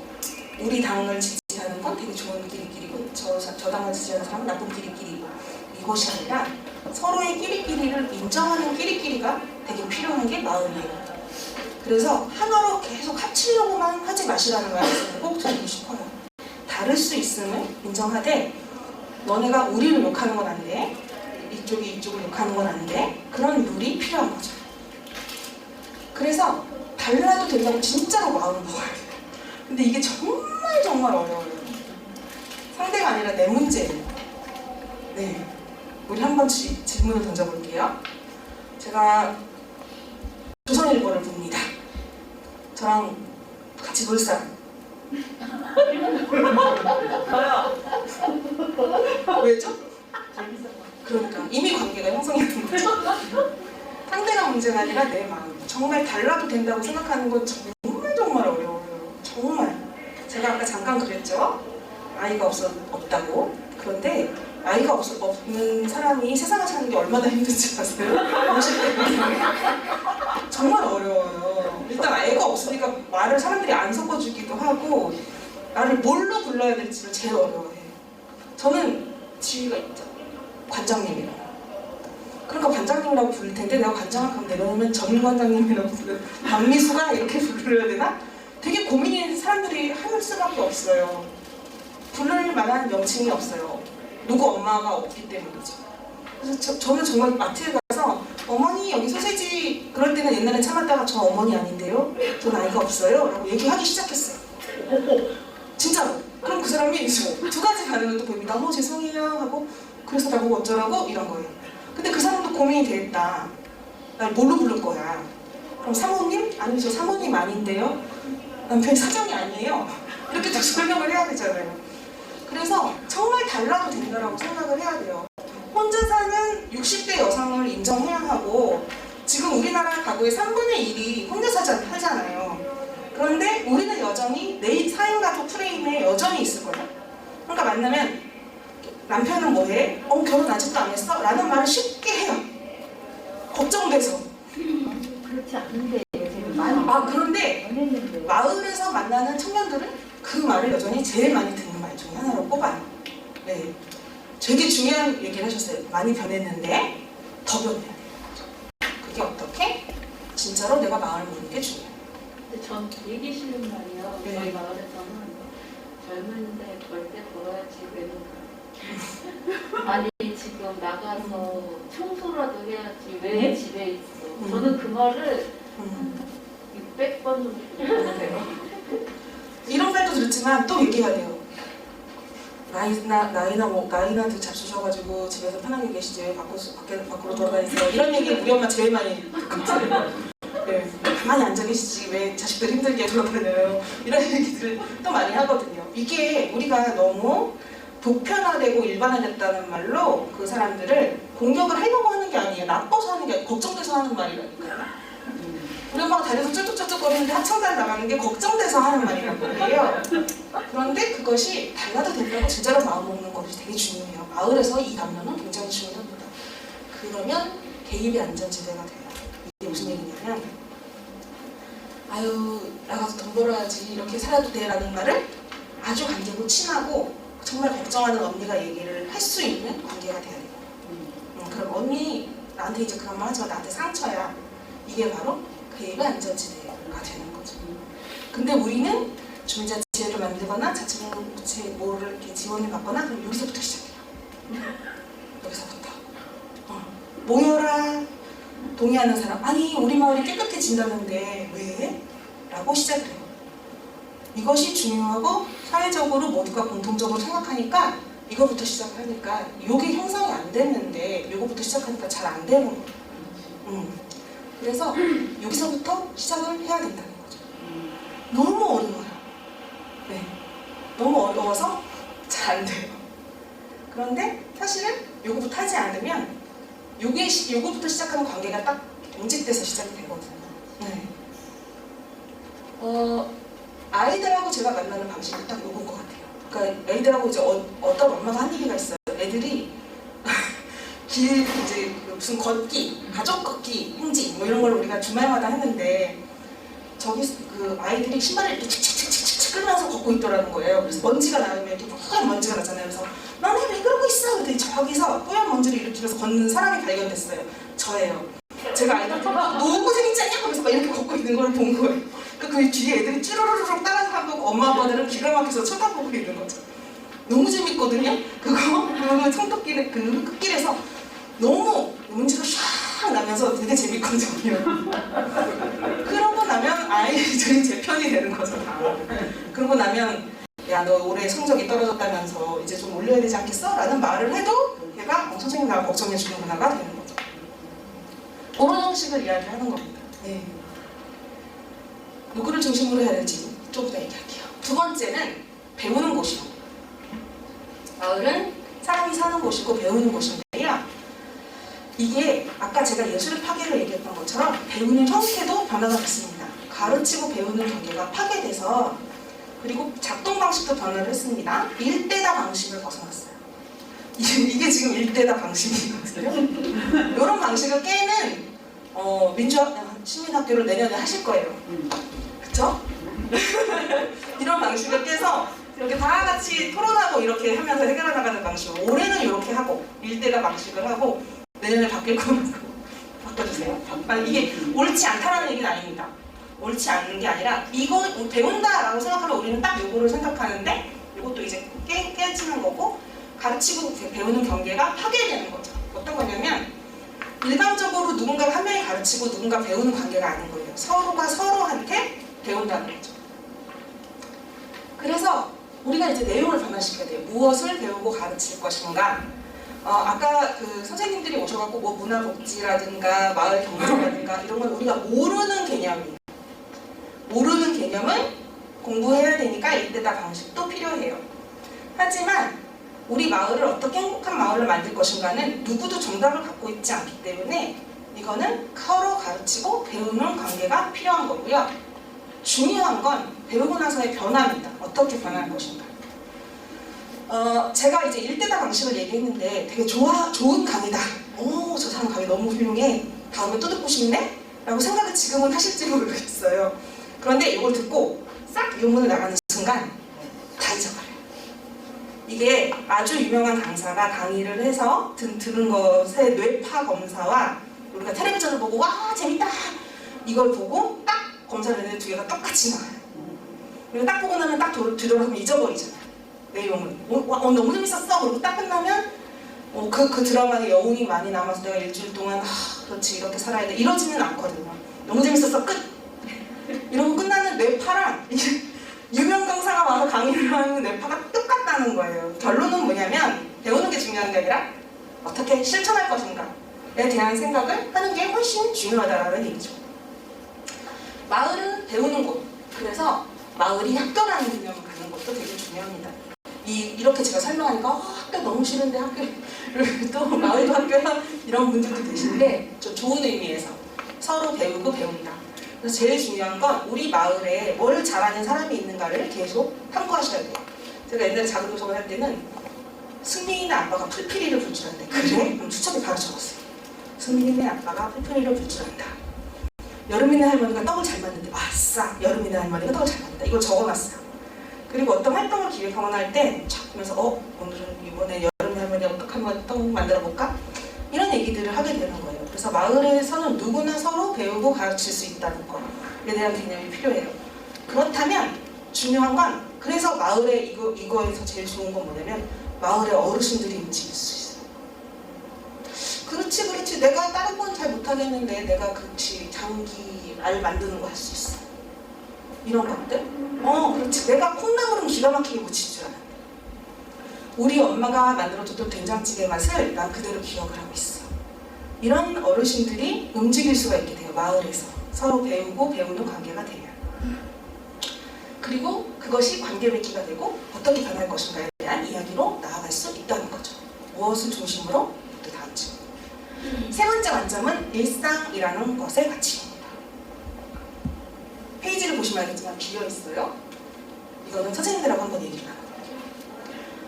일상이 중요하다는 말 너무 많이 들으셨죠? 일상이 뭐죠?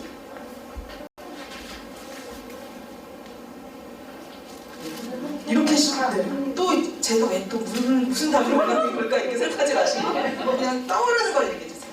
자, 이쪽으로 갈게요. 자, 내가 제가 너무 저쪽에 있었어. 일상이 뭐죠? 매일매일 살아가는 매일매일 살아가는 게 일상이죠. 네. 마을은 매일매일 살아가는 곳이죠. 그렇죠? 그러니까 이벤트보다 더 중요한 거 일상이에요. 제가 조용필을 너무너무 좋아해서 친구들하고 항상 개를 버요. 맨 앞자리에 앉은 VR 비석에.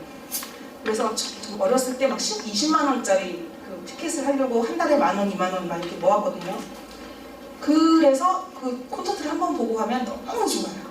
하지만 그 콘서트가 내 일상을 바꾸진 않아요. 그냥 이벤트죠. 그래서 우리 삶의 이벤트는 매우 중요해요. 오늘 저녁 때 여기 끝나고 강사하고 술 마신다는데 그걸 안 보고 나는 집에서 우영우를 봐야 될 것 같은데 어떻게 하지? 이런 갈등. 우영우는 저한테 요즘의 이벤트. 네. 이 이벤트는 매우 중요해요. 마을 축제 이벤트예요. 하지만 마을 축제를 잘한다고 시민의 삶이 달라지느냐? 그렇지는 않아요.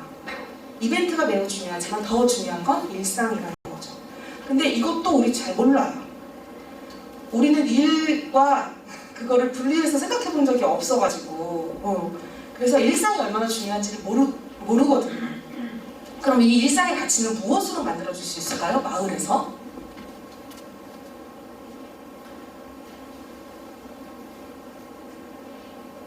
너무 고마운데 이거.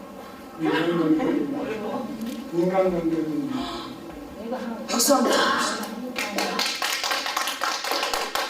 관계맺기라고 말씀하셨어요. 마을에서 일상의 가치는 관계에 있습니다. 그러면 조금 더 나아가볼게요. 그러려면 뭘 실천하면 이 관계가 좀 생길까요? 아무거나 생각나는 대로 툭 한번 얘기해보세요. 마음을 열어야 돼. 마음을 어떻게 열죠? 수단전해야죠. 네? 수단전해야죠. 일상에서 마음을 열려면 어떻게 해야 되죠? 술 수단전. 한잔 해야 된다. 그래서 관심.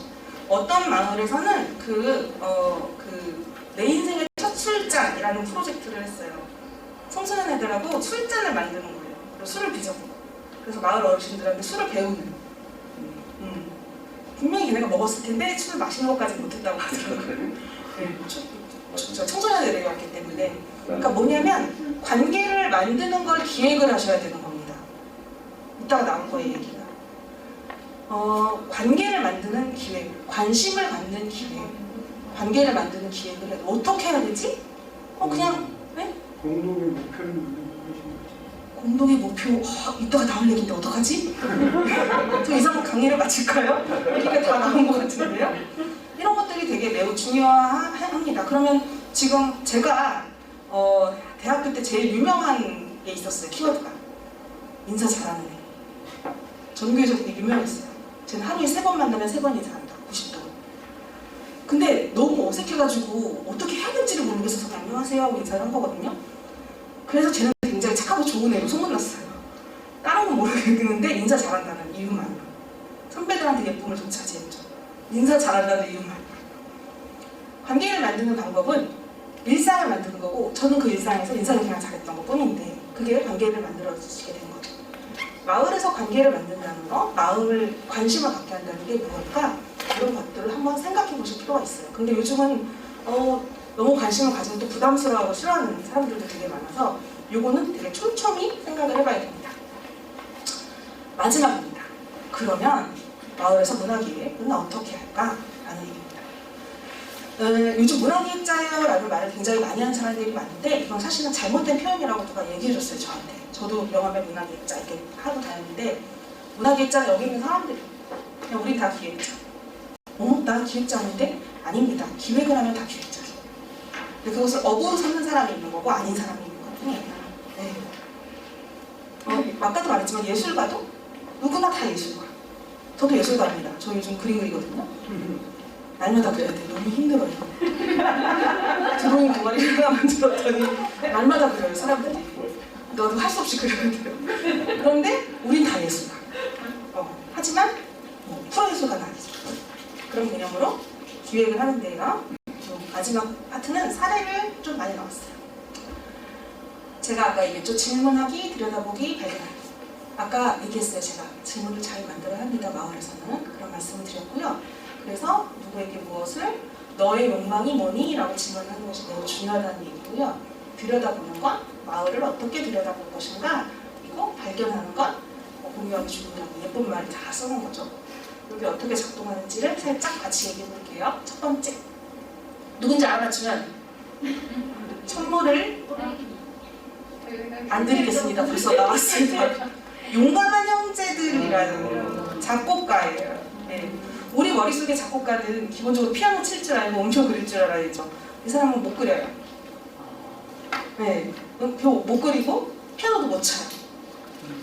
아까 제가 예술 얘기했잖아요. 시대가 바뀌었어요. 미디라는 컴퓨터만 다룰 줄 알면 작곡을 할 수가 있어요. 걔가 다 찍어줘요.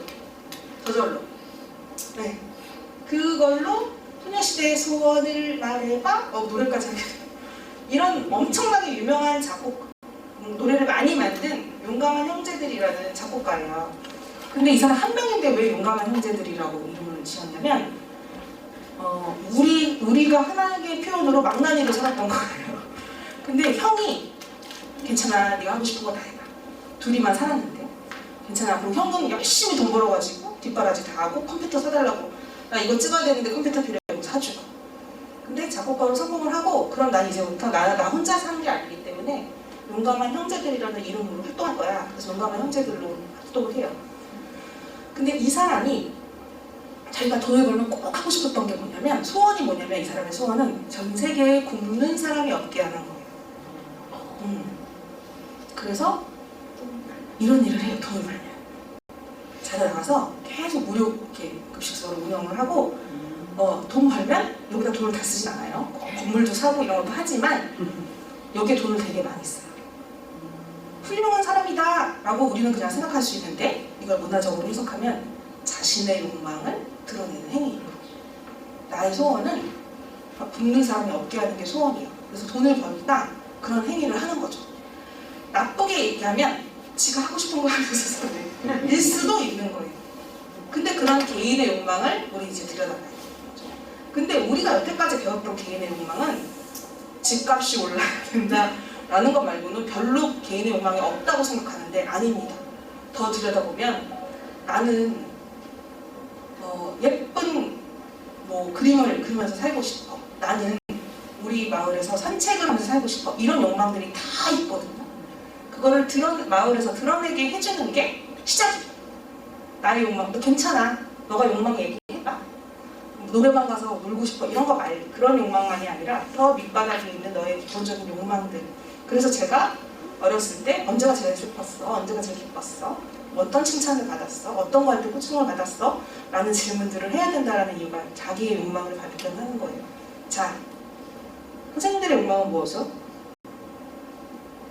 돈을 많이 벌어가지고 아파트 63평짜리를 사서 이런 거 말고 또 다른 욕망들 있을 거거든요. 그걸 오늘 지금부터 생각해 보겠습니다.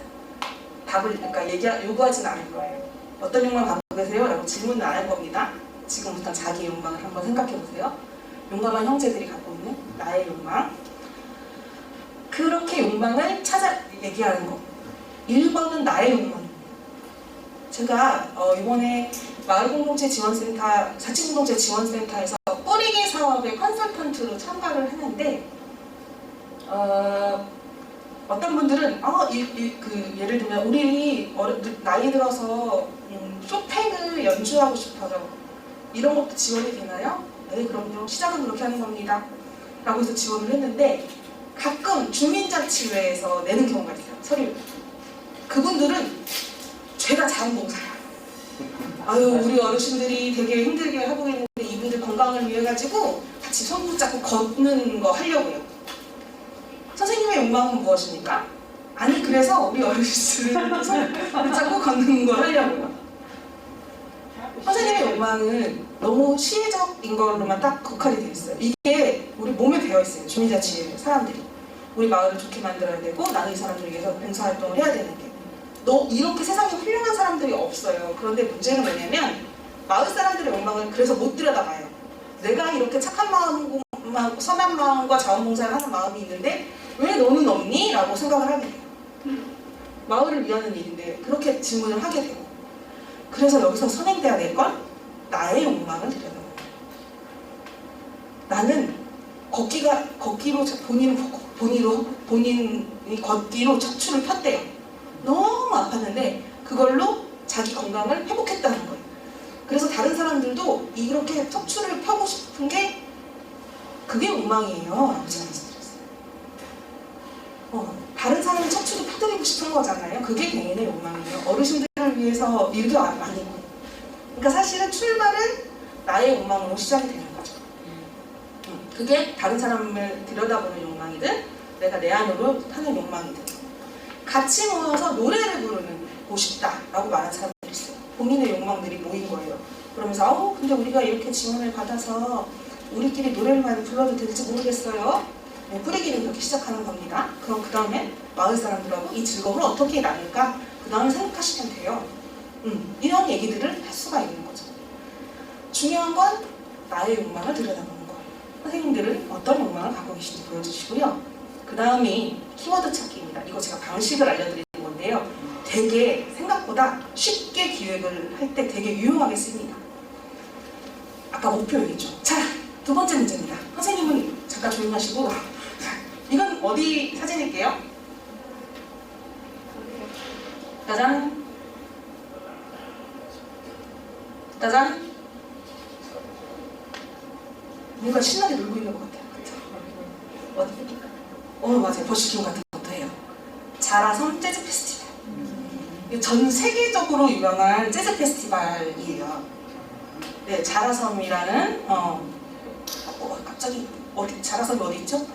가평에 있는 자라섬에서 1년에 한 번씩 펼쳐지는 거고 코로나 때문에 멈췄다가 올해 시작이 되죠. 전 세계적으로 유명한 뮤지션들이 와서 공연을 하고 전 세계 사람들이 모여서 이렇게 공연도 보지만 지네들끼리 놀아요. 신나게. 이 전 세계적으로 유명한 자라섬 페스티벌은 어떻게 시작됐을까요? 이 사람이 시작했거든요. 임재근 감독이라고 평창올림픽 개막식 감독이기도 했어요. 이 사람이 음악 감독 출신이긴 한데 항상 마음에 나는 뭔지는 모르겠어. 그게 콘텐츠가 뭔지는 모르겠는데 나는 이런 걸 하고 싶어. 그래서 마음속에 담고 있던 키워드가 이 4개예요.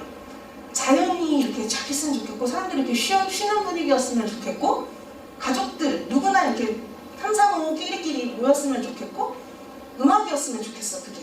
그래서 이 사람이 어디 가서 강의를 할 때마다 내가 내 마음속에 키워드는 이거예요. 가족, 자연, 휴양, 가족, 음악이에요. 이걸 뭘로 버무릴지는 모르겠는데 이걸 하고 싶어요. 그래서 여기저기 막 얘기를 하고 다닌 거예요. 그런데 어느 날 강의가 끝나고 아닌데 30대 공무원이 한 명 찾아왔대요. 선생님, 저는 가평군 공무원입니다. 저희랑 하시죠. 이거를. 그게 시작됐어요. 그래서 지금은 그런 재즈 페스티벌, 펜타포트, 인천의 락 페스티벌 이런 것이 되게 많아졌지만 아주 옛날에 자라섬 재즈 페스티벌은 이 사람이 가슴에 품고 있던 키워드를 공공이 함께 기획을 해서 만든 게 자라섬 재즈 페스티벌이에요. 이 얘기를 하고 싶은 건 요거입니다. 첫 번째, 나의 욕망을 찾아보자. 두 번째, 그걸 키워드화 해보자. 이런 거죠. 반대로 사람을 만나서 뭔가 같이 할 때 당신의 욕망은 뭐예요? 그냥 물어보면 몰라요? 이렇게 얘기를 할 거예요. 아까 얘기했지만 관계 이런 것들을 통해서 그 사람의 욕망이 발견되면 그거를 키워드화 해보자. 그 다음이 콘텐츠예요. 근데 우리는 어디부터 고민해요? 뭘 할까?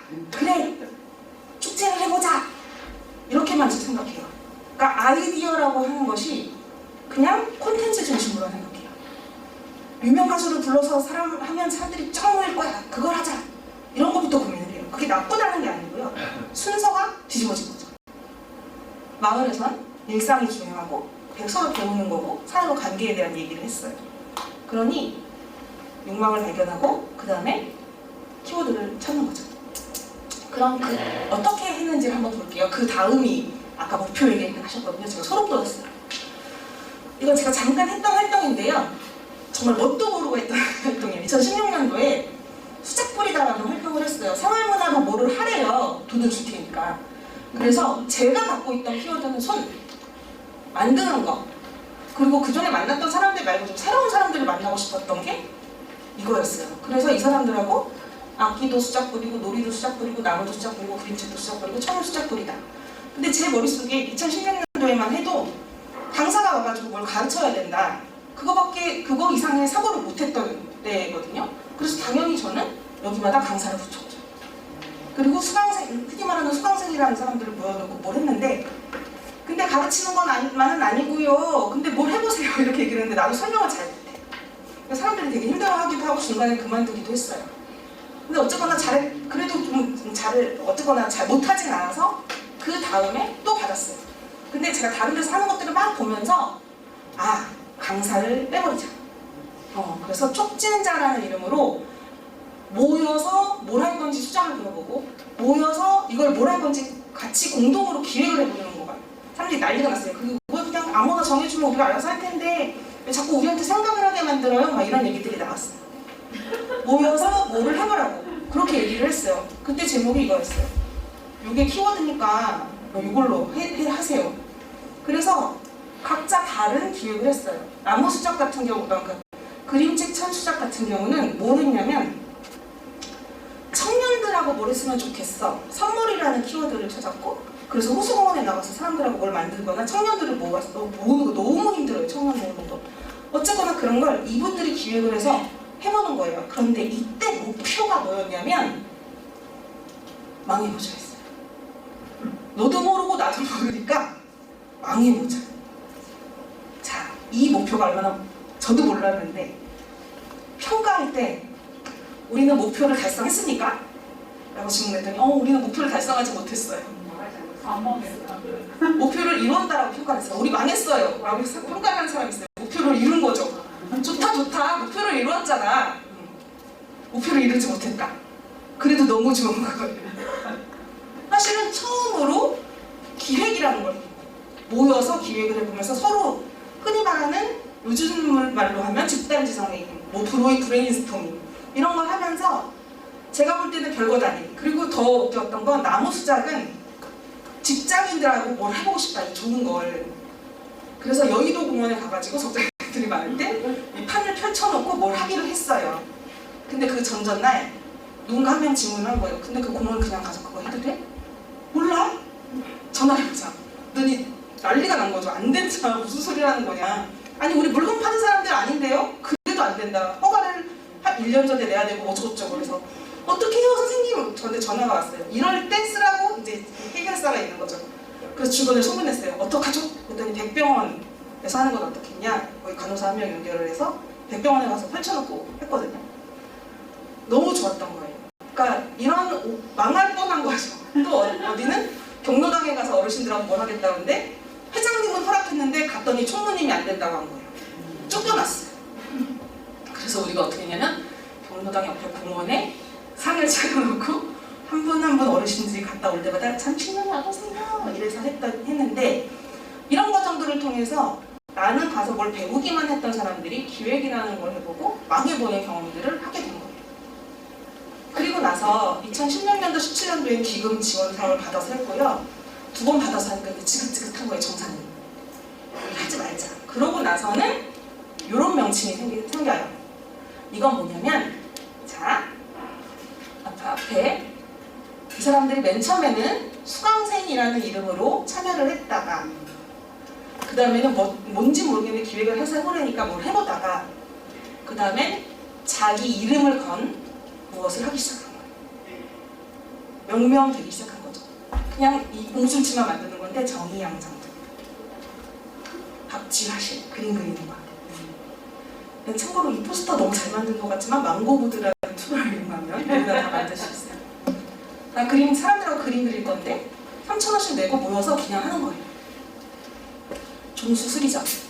그래서 집수리가 궁금한 사람 모두 2개 배웠는데 세면대 붙이는 거 이런 거 처음 배워봤어요. 못해요. 까먹었어요. 어쨌거나 자기가 잘하는 걸 사람들하고 같이 나누는 거예요. 팀이 그냥 상담하는 분인 줄 몰랐어요. 상담하는 사람이래요. 그래서 MBTI라는 걸 처음 받아봤죠. 저도. 이게 무슨 얘기냐면 사람의 변화가 일어나는 순서를 얘기하는 거예요. 처음에는 이렇게 참여를 했다가도 그 사람들한테 계속 질문을 던지고 당신이 뭘 잘하시는지 얘기해봐. 나 고무줄치가 만들 줄 알았는데 그거 하자. 장아찌만 장아찌 맛있더라. 그거 하자. 정인의 반찬가게 뭐 이런 걸 이름을 하는 거예요. 그러면 뭐가 되냐면 그 순간 나는 주체가 되는 순간이 있는 거죠. 네, 그래서 이분들은 아직도 모여서 놀아요. 기금사업 이런 거 받지 말자. 힘들다. 우리끼리 놀자.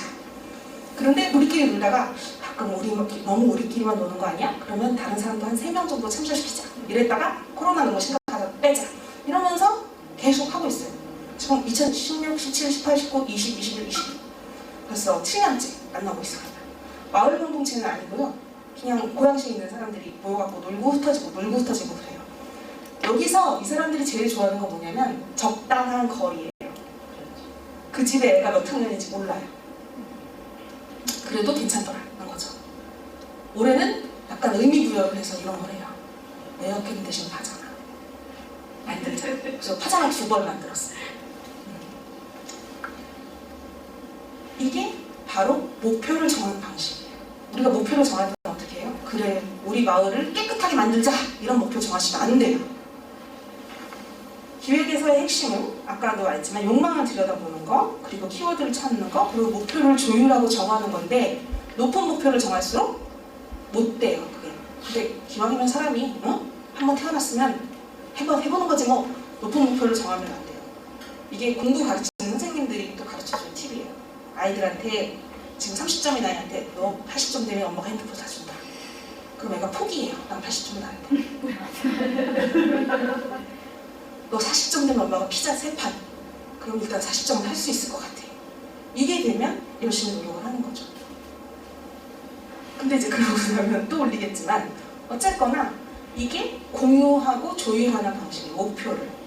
그래서 세 번째는 욕망을 들여다보는 거, 키워드를 찾는 거, 목표를 정하는데 그 목표를 공유하고 조율하는 거예요. 그러면 제일 낮은 목표가 세워지기도 해요. 제가 늘 하는 말이지만 처음부터 너무 잘하시면 안 돼요. 특히 주민자치 식구들은 기간이 있잖아요. 그러다 보니까 내가 있을 때 모든 걸 다 해결하려는 욕심들이 계세요. 근데 그렇게 하시면 주민들은 계속 힘들어요. 왜냐면 이 사람도 계속 잘하려고 하고 이 사람도 잘하려고 하고 이 사람도 잘하려고 하면 안 되니까. 그래서 그 목표치를 공유하는 게 필요해. 난 여기까지만 할 거야. 여기까지 진짜 잘해볼게.가 되면 되게 좋은 건 뭐냐면 진짜 거기까지만 하면 되고요. 그럼 잘했다고 칭찬을 받을 수 있어요. 목표를 조율하는 거지 중요한 건 우리는 목표를 늘 높게 잡아서 문제지 우리가 성공하지 못하는 게 아니에요. 그런 이야기를 하고 싶습니다. 자, 누군가 문화는 축제라는 이야기를 했다고 해서 제가 이것도 갖고 왔어요. 벨기에 브뤼셀에서 한 지역 축제예요. 지역 축제 제목이 지속가능한 도시 만드는 축제가 제목이래요. 근데 이게 뭐냐면 이렇게 마을에서 이런 모습들이 있었으면 좋겠어요 라는 사진을 받았어요. 그러면 사람들이 이렇게 모여서 뜨개질도 하고 수다를 떨 수 있는 데가 있었으면 좋겠어. 우리 집에는 큰 피자 굽는 가마가 없는데 이런 어떤 가마가 있었으면 좋겠어. 이런 사람들이 사진을 어디서 캡처받기도 하고 자기가 찍어서 올리기도 하고 그 사진들을 받아요. 그러면 그 사진을 출력해가지고 마을을 돌아다니면서 여기 이게 있었으면 좋겠는데 찰칵. 그래서 그거 다시 찍어서 올려요. 그러면 그거를 모아서 소위 말하는 민원을 넣는 거죠. 민원이라고 표현은 하지만 정책 제안을 하는 거예요, 마을에. 어떻게 된지 볼게요. 이런 거예요. 나는 이런 데가 있었으면 좋겠어, 우리 마을에. 사람들이, 여성들이 모여가지고 뜨개질을 하고 수다 떨면서 막 이렇게 수다 떠는 그런 공간이 있었으면 좋겠어. 이 사진을 뽑아갖고 다니면서 원래 이런 데인 거예요. 원래 이런 데인데 이렇게 놓고 내가 찰칵! 핸드폰 다 있잖아요. 그래서 그 홈페이지에 올리는 이게 축제였어요.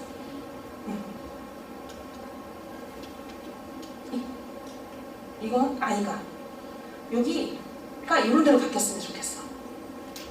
이게 나오는데 이런 데가 우리 마을에 있었으면 좋겠어. 이게 지역 축제예요. 그러니까 축제 방식이나 내용도 완전히 달라진 거고 전체 사람들이 참여할 수 있는 방식이었던 거고 마을에 대해서 생각해 볼 수 있는 기회가 되었던 축제이기도 한 거죠. 솔직히 이게 어떻게 반영되는지까지 제가 확인을 못했어요. 그런데 이런 것도 가능하다는 거죠. 그래서 개인의 욕망을 보고 이거를 축제로 기획을 해서 만들고 그것들이 모아서 다시 실천까지 가고 이런 과정들이 있다는 거죠. 이게 휴먼 시티라고 해서 진행됐던 활동이라고 하더라고요. 그리고 이거는 같이 생각해 볼 거리예요. 그래. 공공의 목적을 위해서 무언가 우리가 마을 사람들이 행위를 하는 것은 매우 중요하고 재밌고 좋은 것이다. 그런데 거기서 공공이 뭘까? 하는 질문을 하나 던지고 싶어서 제가 준비해봤어요. 인천 동구에 배다리 마을을 관통하는 산업도서 예정지에 배다리 생태놀이 숲을 사람들이 만든 거예요. 우리 동네 애들이 놀 데가 없어. 아빠들이 생태놀이 숲 같은 게 하나 있었으면 좋겠어. 저기 버려진 땅이 있네.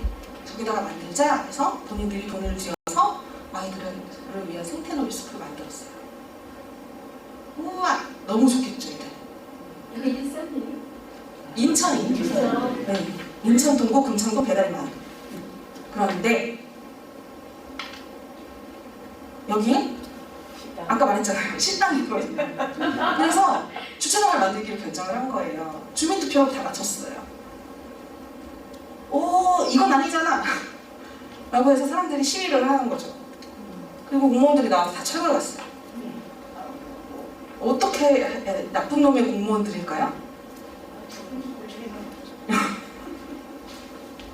이거에 대해서 우리가 생각을 해봐야 돼요. 과연 공공이라는 것은 공공의 행위, 공공의 방식이라는 게 어떻게 작동되는가에 대한 고민을 우리가 해볼 필요가 있어요. 그건 조금 그런데 재판 과정을 하나 갖고 왔습니다. 아이히만이라는 사람입니다. 아이히만이 뭐 누구냐면 아우슈비츠 수용소 소장이에요. 이제 독일이 잘한 게 전범을 아직도 쫓아다녀요. 그래서 그때 전범을 찾아가지고 그 사람들 재판을 회부하는 일을 독일이 아직도 해요. 흔히 말하는 과거사 청산인 거죠.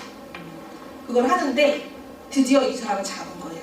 그래서 실제 유태인이었던 철학자인 한나 아렌트라는 여성 철학자가 이 재판 과정을 보기 위해서 이렇게 해가지고 어떻게 줄을 기자로 어떻게 이렇게 자기를 할 수 있게 해서 봤어요. 그러면서 도대체 얼마나 악질 인간인가, 이 아이히만이라는 나쁜 놈 도대체 누구야?를 보고 싶었던 거죠. 그런데 정말 키도 작고 삐쩍 마르고 바들바들 떨면서 들어와서 이 사람이 뭐라고 했냐면, 전 군인이잖아요. 내가 잘못한 게 아니에요. 시키는데 어떡해요. 군인은 원래 그런 거예요.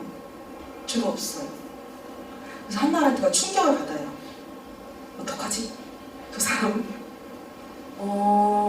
그러네. 군인은 시키는 대로 해야 되는 사람인데 그럼 저 사람은 죄가 없는 걸까?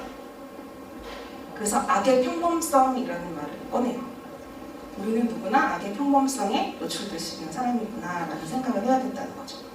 그래서 제가 무슨 얘기하는 거냐면, 공공의 목적이라는 이유로 누군가를 힘들게 하는 것도 있을 수 있다. 어쨌거나 동전의 양면. 그 사람들이 그냥 희생을 말하는 건 안 된다. 배달의 문제를 어떻게 바라볼 것인가가 되게 중요한 거예요. 아동치단 소식을 만들겠다면서 이렇게 주민 스스로가 만드는, 그럼 이거 어떻게 해결해야 될까요? 이 땅을 사야 되나요, 주민들이? 되게 어려운 문제예요. 그리고 우리 집엔 애가 없어. 저런 게 없었으면 좋겠어. 주차장이 더 중요해. 라고 생각하는 사람들도 있을 텐데. 그래서 마을의 문제는 굉장히 어렵고 예민하고 되게 중요해요. 그래서 저는 조금 더 촘촘히 천천히 가야 된다라고 생각을 하는 거예요. 그래서 이 사실을 우리가 잊지 말아야겠구나라는 생각을 했고요. 너무도 따뜻한 가정이었대요. 아이들한테 그렇게 다정한 아빠였고 부인한테 그렇게 잘하고, 근데 자기의 직업이 수용소 소장이었을 뿐이다 라고 주장을 했다는 거죠. 그래서 오늘 걸 좀 정리를 하자면, 제가 말하는 기획이라는 건 이런 모든 것들을, 문화적인 기획이라는 거, 그래서 고정관념을 좀 깨는 거, 콘텐츠는 아니고 삶을 생각하는 거, 결국 이거이면 사유, 내가 나 자신을 들여다보고 반성하고 생각해 볼 수 있는 힘에서 나온다는 거. 왜 그러냐면 이유는 사람이기 때문이죠. 그래서 현장의 경험 듣기가 매우 중요합니다.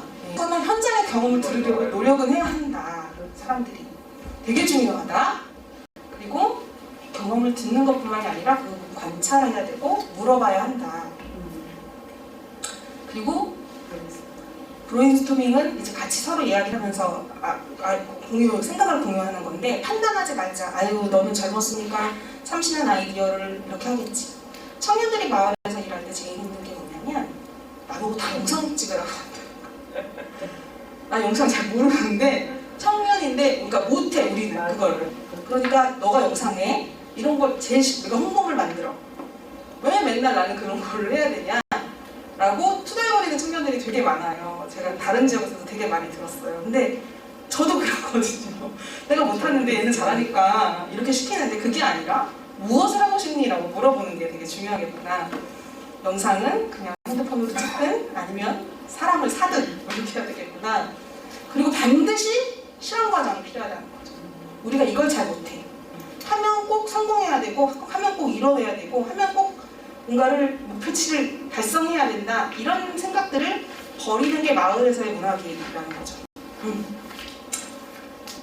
그래서 사람들이 계획과 기획을 구별을 못해서 제가 포인트를 이게 사전에서 가져온 거예요. 기획은 어떤 대상에 대해 그 대상의 변화 목적을 확인하고 그 목적을 성취하는 데 가장 적합한 행동을 설계하는 것을 의미한다 해요. 콘텐츠를 만드는 게 아니고요.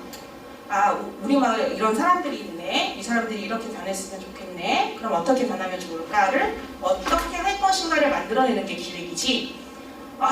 뭐를 하자. 그래서 이런 순서대로 하자. 이렇게 예산을 드리자. 요거는 계획. 그래서 기획은, 제가 선생님들 모두 다 기획자예요 라고 말씀을 드린 건 뭐냐면, 우리는 이것을 하려고 모인 거거든요. 마을을 조금 더 행복하게, 각자의 사람들이 행복하게 하기 위해서 모였어. 그 사람들이 점점 행복해졌으면 좋겠어 라고 하긴 했어. 근데 그 목적을 성취하는데 가장 적합한 행동을 살게 하는 거를 지금 하고 있는 겁니다. 그래서 우리는 모두 기획자, 마을 기획자라고 생각하시면 됩니다. 어디 가서 선생님 뭐 하는 사람이에요? 그러면 네, 마을 기획자입니다. 이렇게 얘기하셔도 돼요. 마을을 기획을 하실 거니까. 하고 계시고. 그러면 기획자는 어때야 되냐? 잘 살아야 합니다. 기획자는 잘 살아야 돼요. 일단 잘 찾아보고 들여다보는 게 중요하고요. 쌓는 게 중요하고요. 그걸 닦는 게 중요하고, 그게 자기의 삶으로 이루어지고, 그것이 다시 이렇게 하는 걸 통해서 큰 혁명을 이루는, 이노베이션을 이루는 과정이 필요해요. 그래서 기획자의 삶에서 가장 중요한 건 생각하고, 공부하고, 책 읽고, 도서관에 가서 책 빌려서 책 읽고, 이러는 과정들이 되게 많이 필요하다는 거죠. 몇 개의 사례를 볼게요. 아까 제가 얘기했던 발견 이런 것들을 쭉 얘기하면 돼요. 고양이가 하나 버려져 있어요. 어떡하지 얘를? 그래서 길고양이 커뮤니티를 만들었어요. 청년들이. 그리고 얘 식사값을 모으기 시작한 거죠. 청년들이 알바해서 몇 푼씩 해서 이 고양이는 마을의 고양이가 된 거거든요. 이게 바로 들여다보고 발견하는 과정이었던 거죠. 얘가 묘묘해요. 황새둥지라는 데가 있어요. 여러분 혹시 양말목 공연 들어보셨어요? 되게 많이 나죠? 누가 시작했는지 아세요? 어떻게 시작됐는지 아세요? 우리 그건 잘 몰라요. 알려드릴게요. 방학동이라는 동네가 있어요.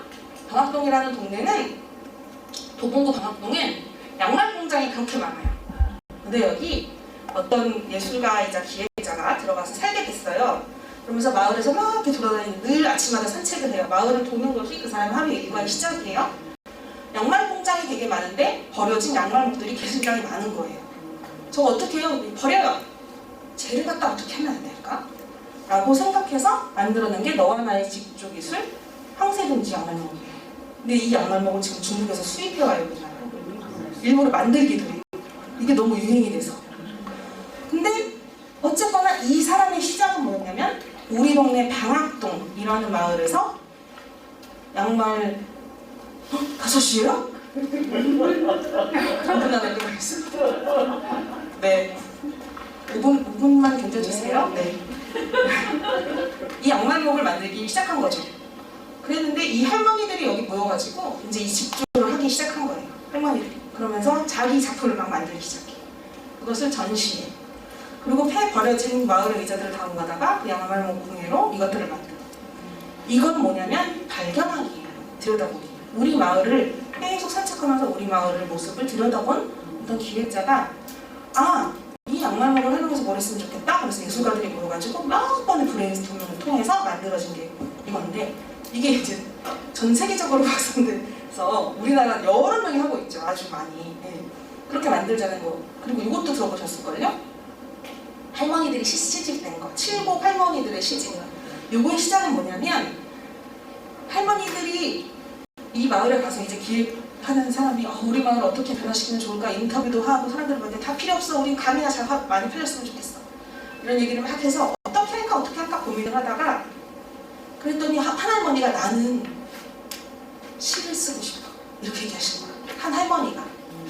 그래서 한 할머니의 욕망으로부터 시작된 게 바로 이 칠곡의 시를 먹고 자란 감.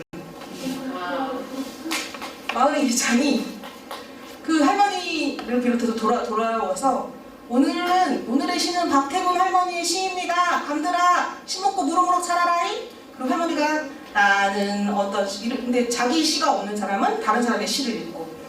그래서 이 감은 시를 먹고 자란 감이에요. 그 트렌드가 된 거예요. 이렇게 마을에. 그래서 할머니들이 시를 쓰고 붓고서도 하고 이렇게 된 거거든요. 그래서 그 마을을 자세히 관찰하고 들여다보는 게 되게 중요하다는 거고요.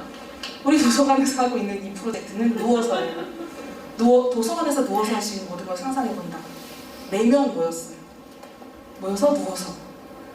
아까 제가 얘기했죠. 각자의 기획을 가지고 있다고. 4명이 각자 해보고 싶은 거 있어요. 저는 연애소설, 야한 연애소설을 누워서 듣자. 야한 연애 너무 야한 건 못하겠더라고요. 그래도 참아. 그래서 그렇게 했고 올해 앉아서를 했거든요. 9명이 모였어요. 오늘 아침에도 했어요. 앉아서 할 수 있는 걸 막 써보고 각자 기획서를 써갖고 와서 라디오 극장도 하고 오늘 영상 보고 이거 보면서 펑펑 울고 이런 걸 하고 있는데 뭐냐면 기획이라는 게 뭔지도 모르고 한 번도 안 했던 시민이 강사가 없는 도서관에 와서 프로그램을 하는 게 너무도 생소한데 너무 재밌는 거. 나는 다음에 수박 칵테일 만들기 할 거야. 이런 걸 하는 거죠. 누군 타인의 취향을 같이 경험해주는 걸 하고 있는 거예요. 이런 것들이 바로 기획의 사례라는 걸 말씀드리고 싶은 거죠. 다시 정리. 결국은 우리가 사람들을 돌아다니고 찾고 들여다보고 질문하고 그런 것들이 쌓고 담아지면서 삶이 되고 이 사람의 삶이 되기도 하고 다른 사람의 삶이 되기도 하고 그 삶이 다시 이렇게 저는 작은 도서관을 하기 전과 후의 강비숙은 완전 다른 사람이거든요. 네, 그게 제가 작은 도서관을 하면서 사람들한테 그래 그 가난한 아이들한테도 책을 줘야지 이런 나의 욕망으로 시작된 작은 도서관이었지만 결국은 내 삶을 변화시키더라고요. 네, 결국은 그렇게 되더라고요. 그 과정을 제가 겪었다고 생각하거든요. 네. 그래서 마지막으로 마무리를 드리자면 마을에서 문화를 기획한다는 건 나의 일부를 버려야 해요. 자, 거기 앞에 빈칸 있죠? 한번 적어보세요. 발표는 안 시킬 겁니다.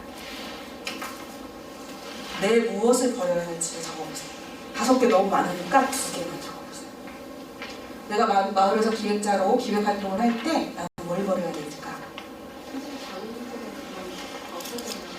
그거 나중에 개인적으로 하고요. 그 다음에 2번째는 버리지 말거나 내가 해야 할 것은 그것도 2가지만 적어보세요.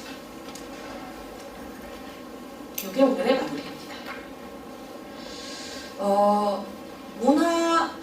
마을 문화와 시민의 삶 되게 이제 관념적으로 들리셨을 거예요. 오늘 제 얘기들이 뭔가 이렇게 딱 붙잡히지 않고 계속 제가 계속 질문만 던졌거든요. 결론을 내려주지는 않고 계속 질문만 던지고 그래서 넌 어떻게 살고 있는데 이런 말을 하고 싶을 정도로 아마 조금 애매한 표현들이 되게 많았을 텐데 저는 오늘 딱 그거를 마음속에 목표로 잡고 왔어요. 문화가 뭔지에 대한 문화는 우리의 삶이구나라는 생각을 한번 하셨으면 좋겠다는 거 하나랑 2번째는 우리는 기획자이고요. 내 삶이 바뀌는 건 나의 욕망을 들여다보는 게 1번이어야 된다는 거. 타인의 욕망 말고 나는 무엇을 하고 싶은가, 나는 어떻게 살고 싶은가가 1번. 그리고 그걸 들여다볼 수 있어야 다른 사람의 욕망을 들여다볼 수가 있어요. 네. 남편하고 싸울 때 나를 봐줘 라고 맨날 주장하잖아요. 나를 봐줘. 근데 내가 나를 보고 나면 그 사람도 봐줘.